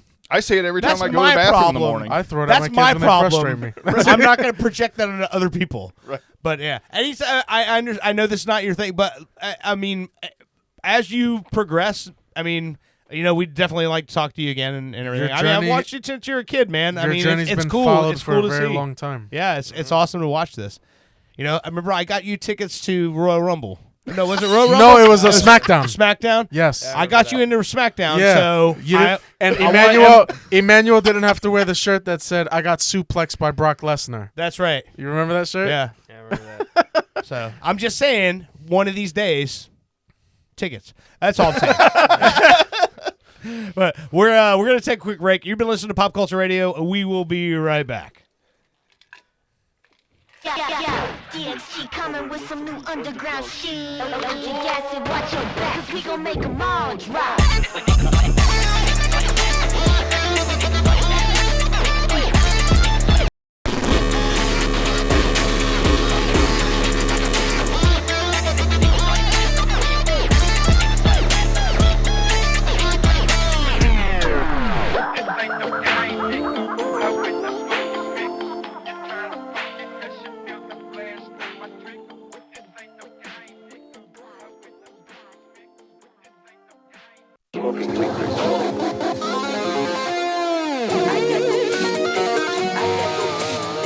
Several weeks later, after smoking weepers, Marty Big Ball Gray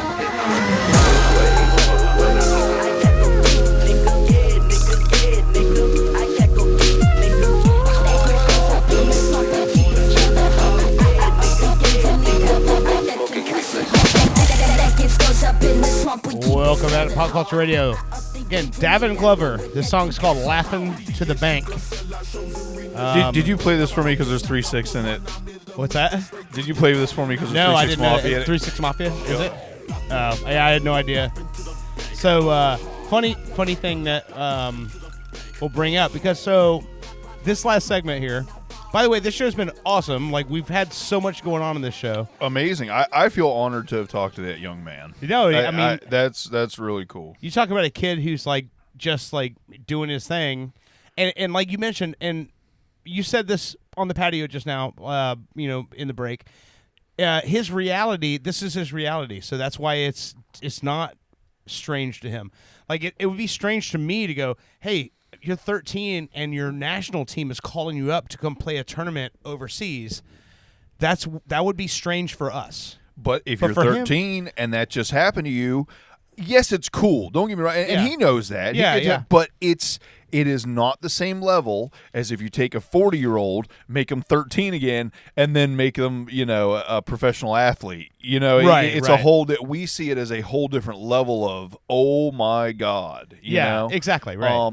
Also, even not, it's impossible for him to have the point of view of people who have lived 30, 40 years and go, wow, what is happening right now is setting me up to have a good life, a life that a lot of people would yearn for. right. You know? And I think all of us, like, we didn't know. I mean, I'm going to go home and kill myself. But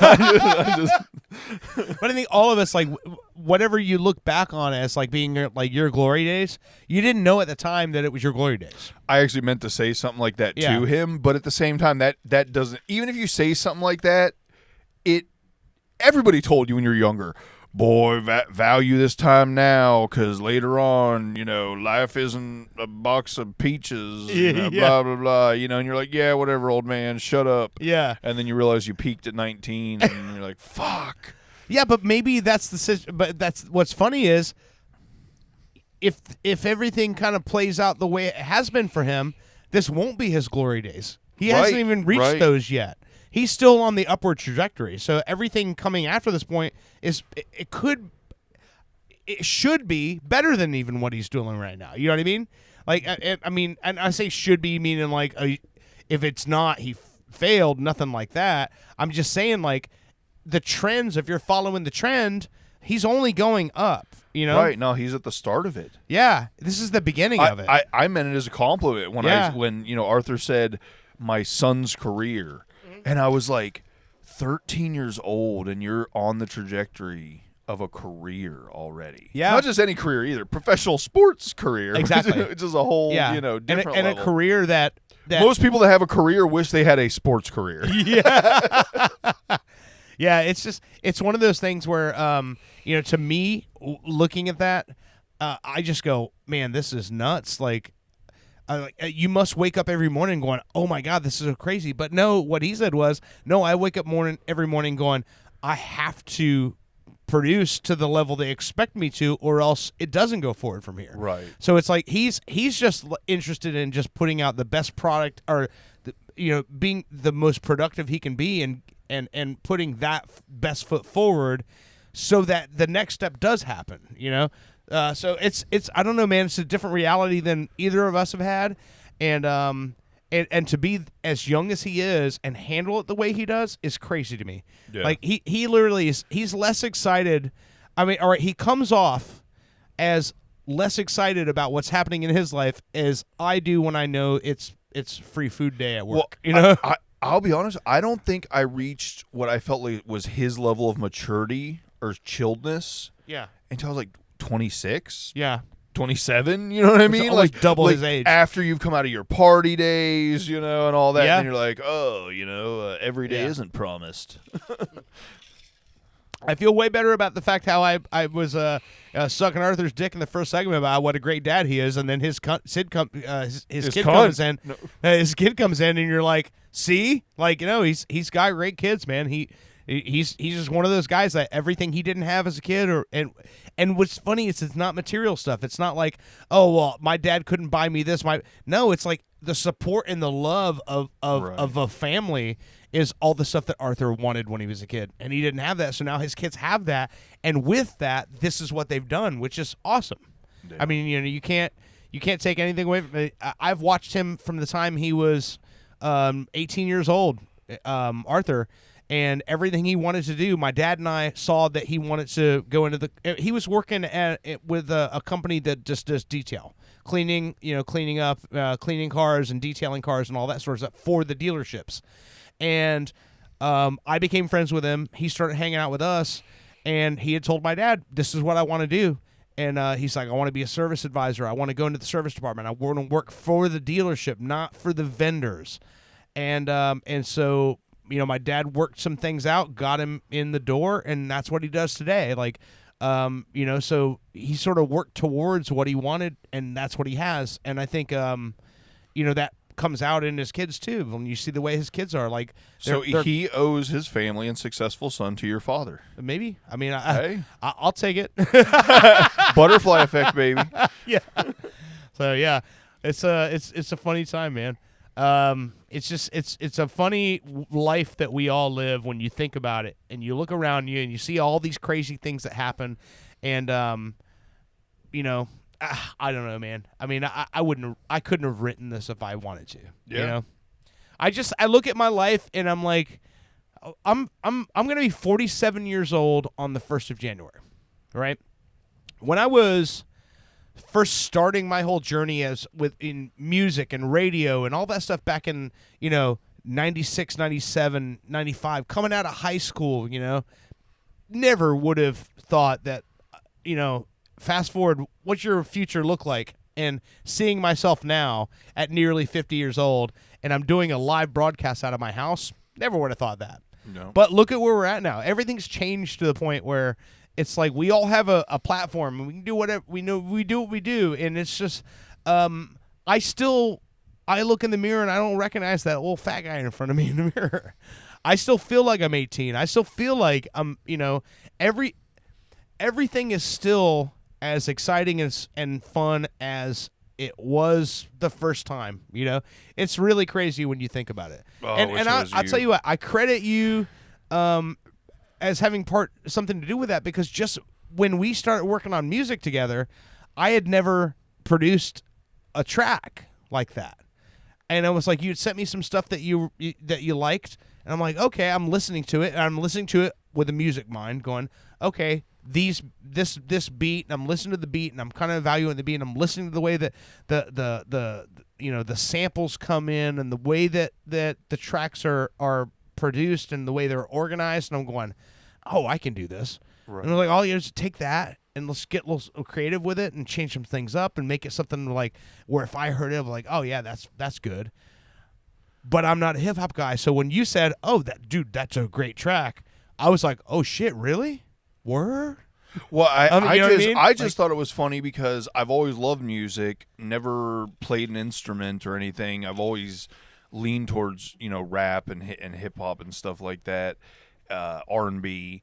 And it was really interesting to me when I was like, I had even come up with like lyrics before you sent me a beat to the beat that I sent you as a reference track. Yeah. And then you send me your beat, and nothing I did worked in my mind.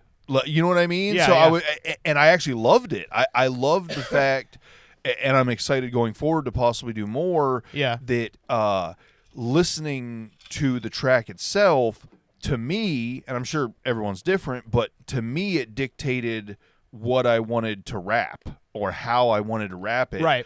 It wasn't this thing of like, oh, I've got these lyrics, I wrote it to this other track. Yeah. Now I've got another track that's a similar interpretation, but it was totally different to me. Well, you know what I mean? Yeah, the mood comes off different. Yeah. Yeah, so excuse me.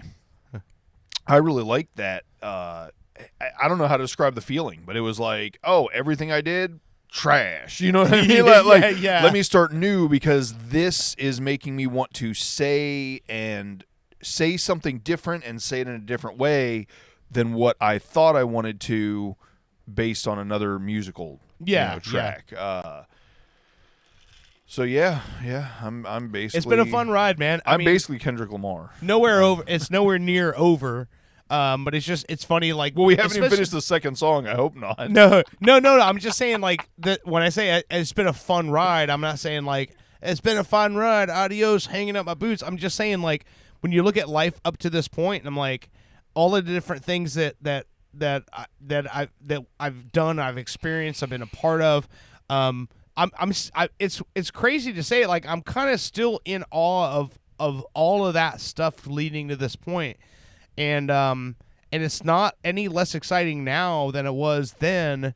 And I mean, that whole segment we just did, I couldn't have known 20 years ago that I was honestly, gonna have, you know what I'm saying? I'll be real. When Owen, he was dealing with something, and then Brit had to go, back to the hospital and everything. Yeah. I almost was like, I mean, I love doing the show with just the two of us, but I was kind of like in what I was doing. I just ate some Chinese food. I almost like, hey, you want to skip tonight? You know what I mean? Right. And then I was like, nah, I always have fun when me and Bert do a show every time. So, and the conversations we have between the two of us are always like, always something comes out I didn't know about you, and vice versa, and then we get onto a topic and there we are. We tangent well. Yeah, I think I told you earlier on the first couple shows that we did with just the two of us, I was like, I don't think this is gonna work. I don't think I can talk that much, or I don't think it would be that entertaining just listen to two people talk. Yeah. But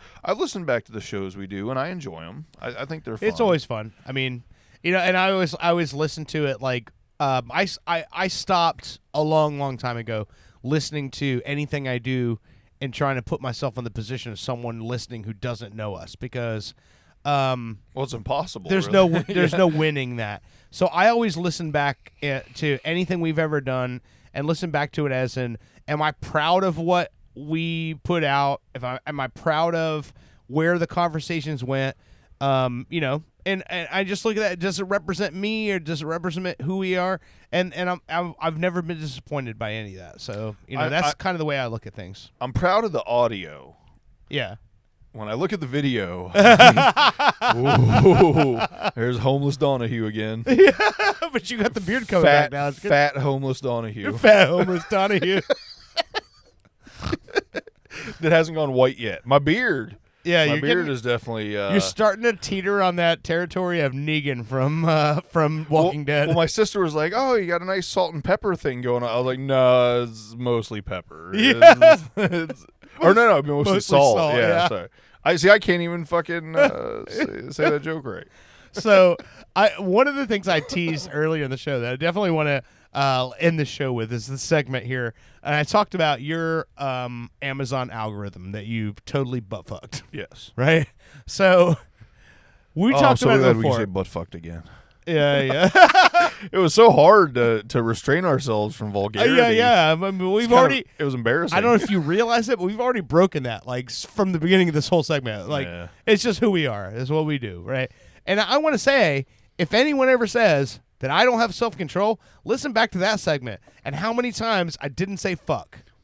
I mean, we did really good. It was like right at the start. We pat forgot myself on the back. bit. I we're starting off, and then we're like, oh yeah, flip that switch. That's not what we're doing. And we had a good segment. And we talked to, you know, a young man, and we didn't say fuck. There was no bodily fluid references. No P Diddy. So we are capable of doing that. It's just not as fun, and it's not who we are, so that's what we do. It's not natural. Right. So, speaking of Spotify, right? So, I'm sure all of you who are on social media have been seeing everyone share their Spotify rap. I'll be honest with you, I didn't know what it was until you said something today. Okay. I seen all these people sharing these things, and I don't do Spotify, and I was like, well, that's weird. Yeah. So, Spotify, every year, at the end of the year, they do these things where they have these... where basically it's something you just click on, and it's like, hey, let us show you your year in Spotify, and like what you listen to, and how many different artists you listen to, and how many different songs.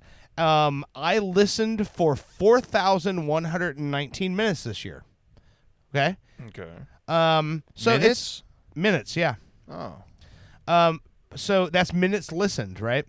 But so what's funny is it breaks everything down to your top artists and your top songs. Right. And it shows you, like, what, you know, everything you've listened to this year and how much you've listened, how much you've shared, all of that stuff, right?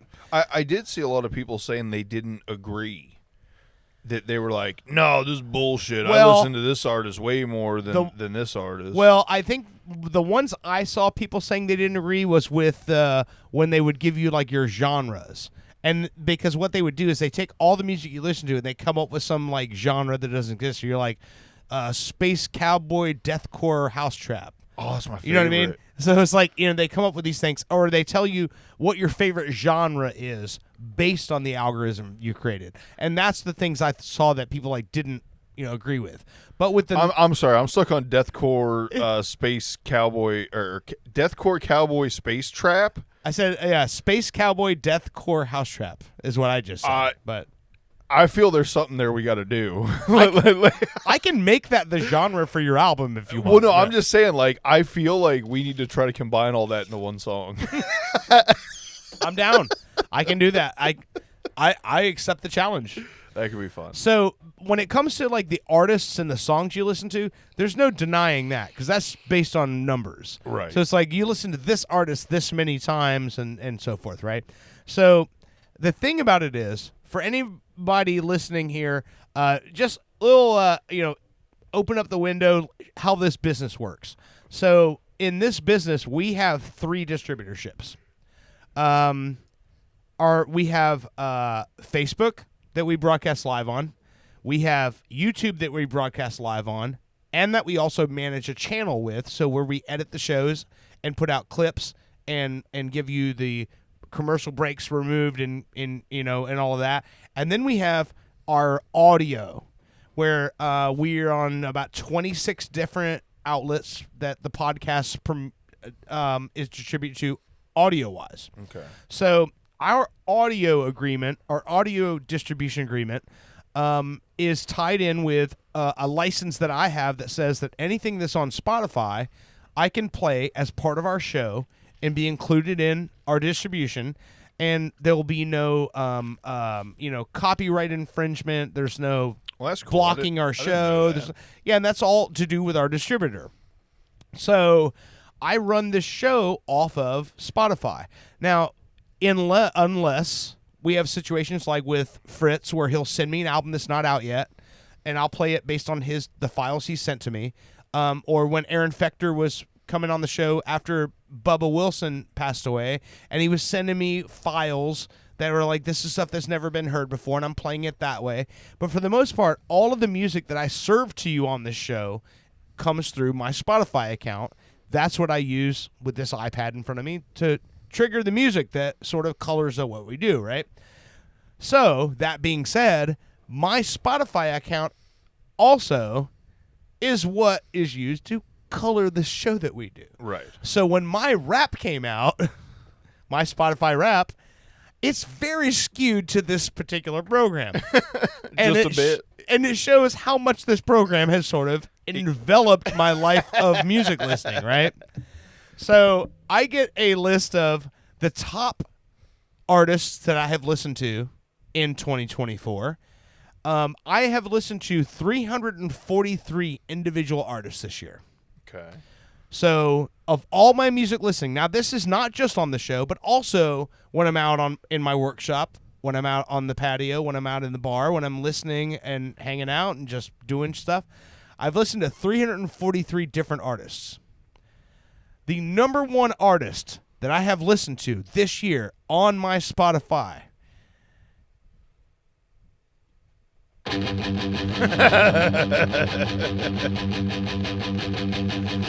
American Party Machine, who provides the theme song to our show. This song is called Runnin' Wild on their 2014 album, Never Forget. So this song is my most listened to, they're my most listened to artist. So if you think about it, how many shows we do over the course of a year? Well, so that was the funny thing. I didn't say it before, but I was going to bring it up once we got in this segment. I honestly, if it was me, if I was you, yeah, I would feel like that would still not necessarily be my number one. I would feel like, say even if that was my this is my account, right? Yeah, and right. I run the music for the show, right? I still feel like 3 6 Mafia would be like number one. You know what I mean? Like, yeah, I know what you mean. Or do you listen to maybe music in other ways than Spotify? Like me, I just play it off of YouTube. Sometimes I do stuff off of YouTube.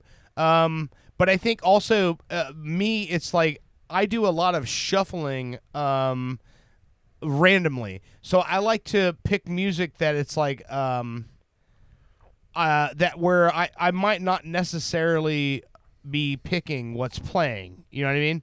Right. I guess the reason I bring it up is because it's once a week. Right. And I feel like I listen to my favorite artist more than once a week.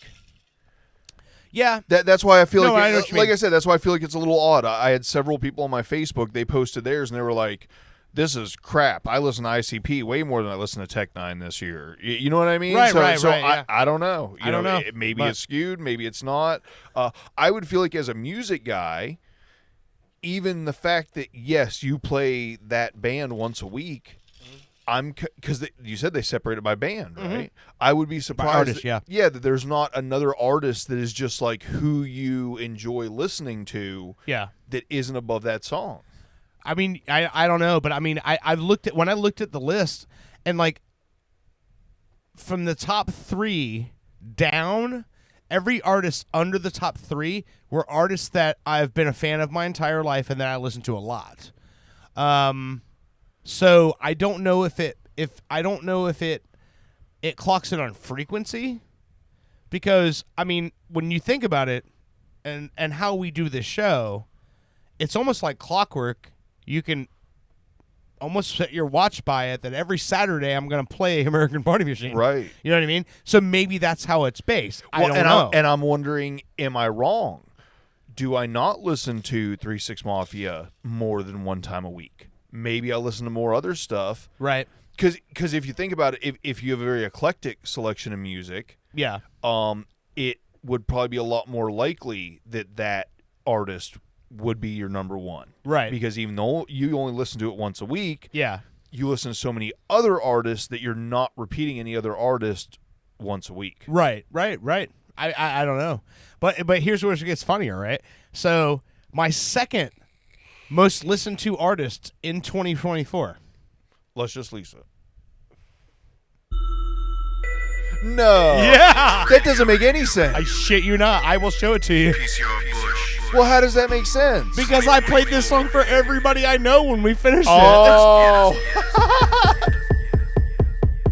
And know when they got Yeah, the sugar, no but shit. now you got Brit. I literally- I still want to redo this with the new mic setup Okay, yeah. and voice effects and everything. We'll even Okay. I'll try to do the angry voice or Yeah, whatever yeah, because yeah. that seems to be a thing.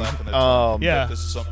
Yeah, I think we could actually think about this, but Violent J doing it. It would Oh, sound yeah, better, yeah. right? Yeah, Like, yeah, for I'm sure. gonna and I like the ad libs. We'll leave the ad libs, but now that I know what ad libs are there, I can probably play more into it. You know? So what I would say is like, think of this as the single version, and when we put the record out, when you put your album out, we'll have a different version of the song on the album. You know what I mean? Hell So yeah. we can change it up a bit. We can beef it up. Soup it up and all that. That's amazing. I would have lost that bet. I would have never ever guessed that was the second most. Well, But it's funny that's because great. like I actually saved the. That's flattering. I like it. I saved. Look. That's great. Yeah. And here's the thing that's funny about that, right? So the third song, and like I said, after the top three, every single other one of all the rest of them make total sense to me, right?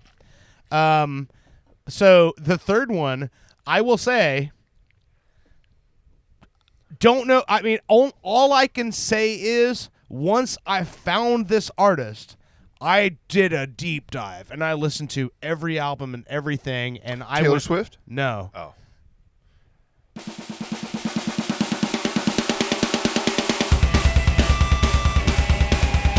The Fat Dukes of Fuck. Oh shit! Yeah. I almost said oh god. What's the Reverend Horton Heat? Oh yeah. Yeah. So the Fat Dukes of Fuck. I introduced them a couple of months ago, and they heard. Dude, listen. Have they listened to our show? I feel like our show is in their vein of like. They have. They've listened to the show. They sent me a care package.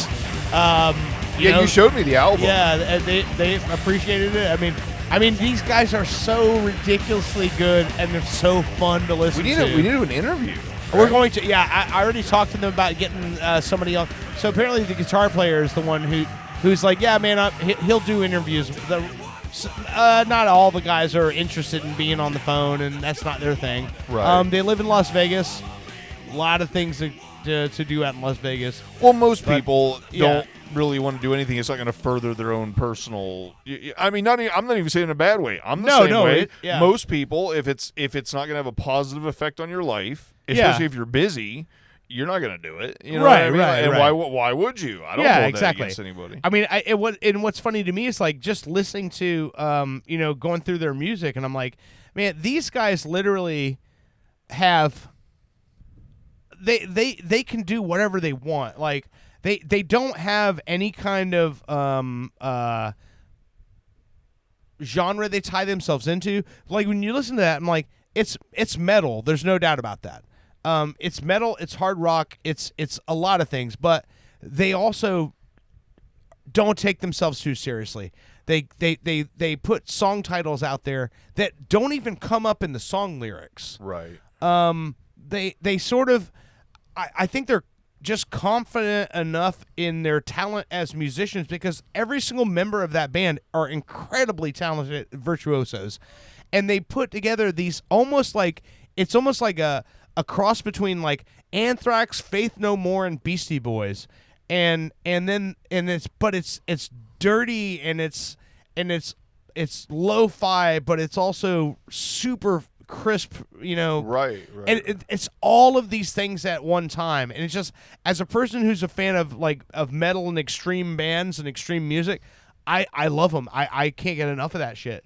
And I guess that's why that's come out, because like since I found that band and played them on the podcast, I've listened to them so much that I'm almost embarrassed to like, I don't want to text these guys or message them back and be like, hey, by the way, I've been listening to your shit like nonstop, right? Right. You know what I mean? Like, I don't want to come off that way, but no, I mean, I seriously love that band. Like, they just hit in a way that not many bands do, you know? And so I love it. I think it's awesome. So, so Fat Dukes of Fuck, and then after that, Pantera. Hell yeah. I'm like, that makes total sense. Like, I can track that back to, Well, and that would even be a compliment to the Fat Dukes of Fuck, probably. You Yeah. know what I mean? They're right there. Fat Dukes of They Fuck, actually beat, if they you're beat- listening. They beat out Pantera. Fat Dukes of Fuck, I listen to you more than Pantera this year. And Fat Dukes of Fuck, if you're listening, I beat you and Pantera. I am a better rapper than Pantera. I can say that with all confidence. Yeah, I mean, you have the numbers to back it up. Yes, I am. Absolutely. In my world, anyway. Yeah. You know what I was just thinking that might be fun? One night, if you got time or whatever, is we actually try to just sit here and create try to do a song like in a night. Like, just live. Literally. Just do it. Well, yeah. I don't know about live, but me and you just chill out and actually try to put a song together in one night and see what we come up with. Dude, I need to reach out to Fat Dukes of Fuck and be like, hey, send me some stems from one of your songs. So I can take some like guitar riffs and stuff like that, and we can actually do a song featuring Fat Dukes of Fuck. Okay, yeah. Like sample some of their stuff into some beats we're working on. It'd be fucking funny. I mean, let's be real. The only way I'm going to succeed is if I somehow, ride the coattails of somebody that's more successful than me. We get Taylor Swift to sing your hook. That's my plan. She doesn't know she's singing it. We'll just take some stuff from what she... Yeah, there you go. Yeah. So that's my Spotify rap this season. And what's funny is so this year, hang on, I'm pulling it back up again. What is really funny to me is that there's one artist that popped up in my top artists that I honestly, I mean, we listened to him a lot. I showed you a lot of things from this guy, but he snuck in there pretty hard. Is Anthony Vincent. Oh yeah. The dude that does all the different voices and versions. versions. Yeah, he popped up in there pretty clear. And also, I will say I don't know how big he was already before you showed him to me, but I've haven't searched him or went down his rabbit hole or anything. And he pops up probably one of every 10 or 20, just scrolling through my He's blowing up really hard right now. No, he's definitely that guy's catching on. He's got something there. Yeah. There's a new video. I'll show you when we finish the show. I'll show you this video, but he's got a new video out that's pretty ridiculous because he's performing the song as Slipknot. So he's wearing the masks and everything, and it's authentic as shit. He sounds just like Corey Taylor.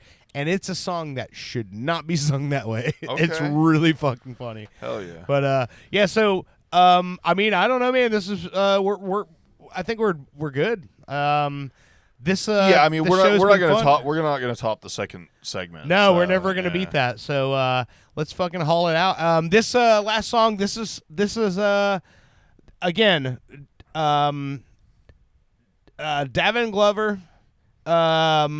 This song is called Slashin' Fruit, and I'm only playing this song because I've literally played. So he doesn't have a whole lot of stuff online yet, and actually this song is from a artist named James Stent. Don't know who this guy is, but it's featuring Davin Glover, and I think it's at one point he had a Fiverr account where he would solo over top of your song for $25. Okay. Now all that's on hold because remember I was telling you I was going to hit him up for it.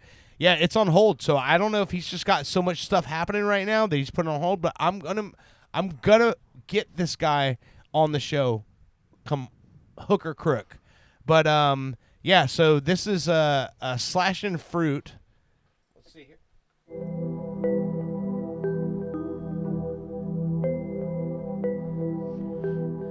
And this was. I wonder if this is an advertisement for Fruit Ninja. Ha! Very well could be. I'd cut a watermelon to this. His style is so easily, you know what I mean? Like right when you hear it, you know who this is. Remember that video I showed you about when Phil Anselmo was talking about him being a fan of Smith's? Yes. And he said, if you hear it and you know who that is, kids, that's the sign of success. Right. This kid's style of guitar playing, as soon as you hear it, I'm like, that little like stutter, like, Yeah.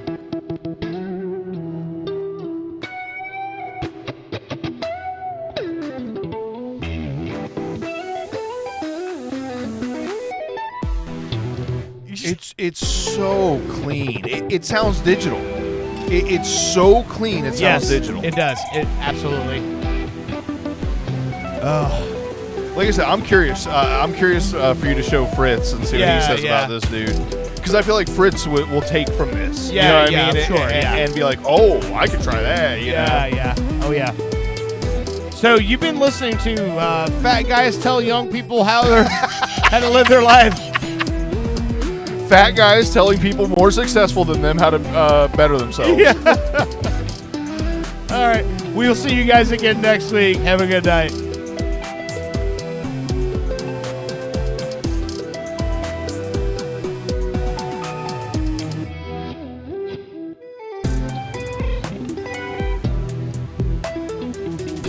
Pop Culture Radio has been a Weird Florida production. Like and subscribe on your favorite platform. Coming to you from Orlando.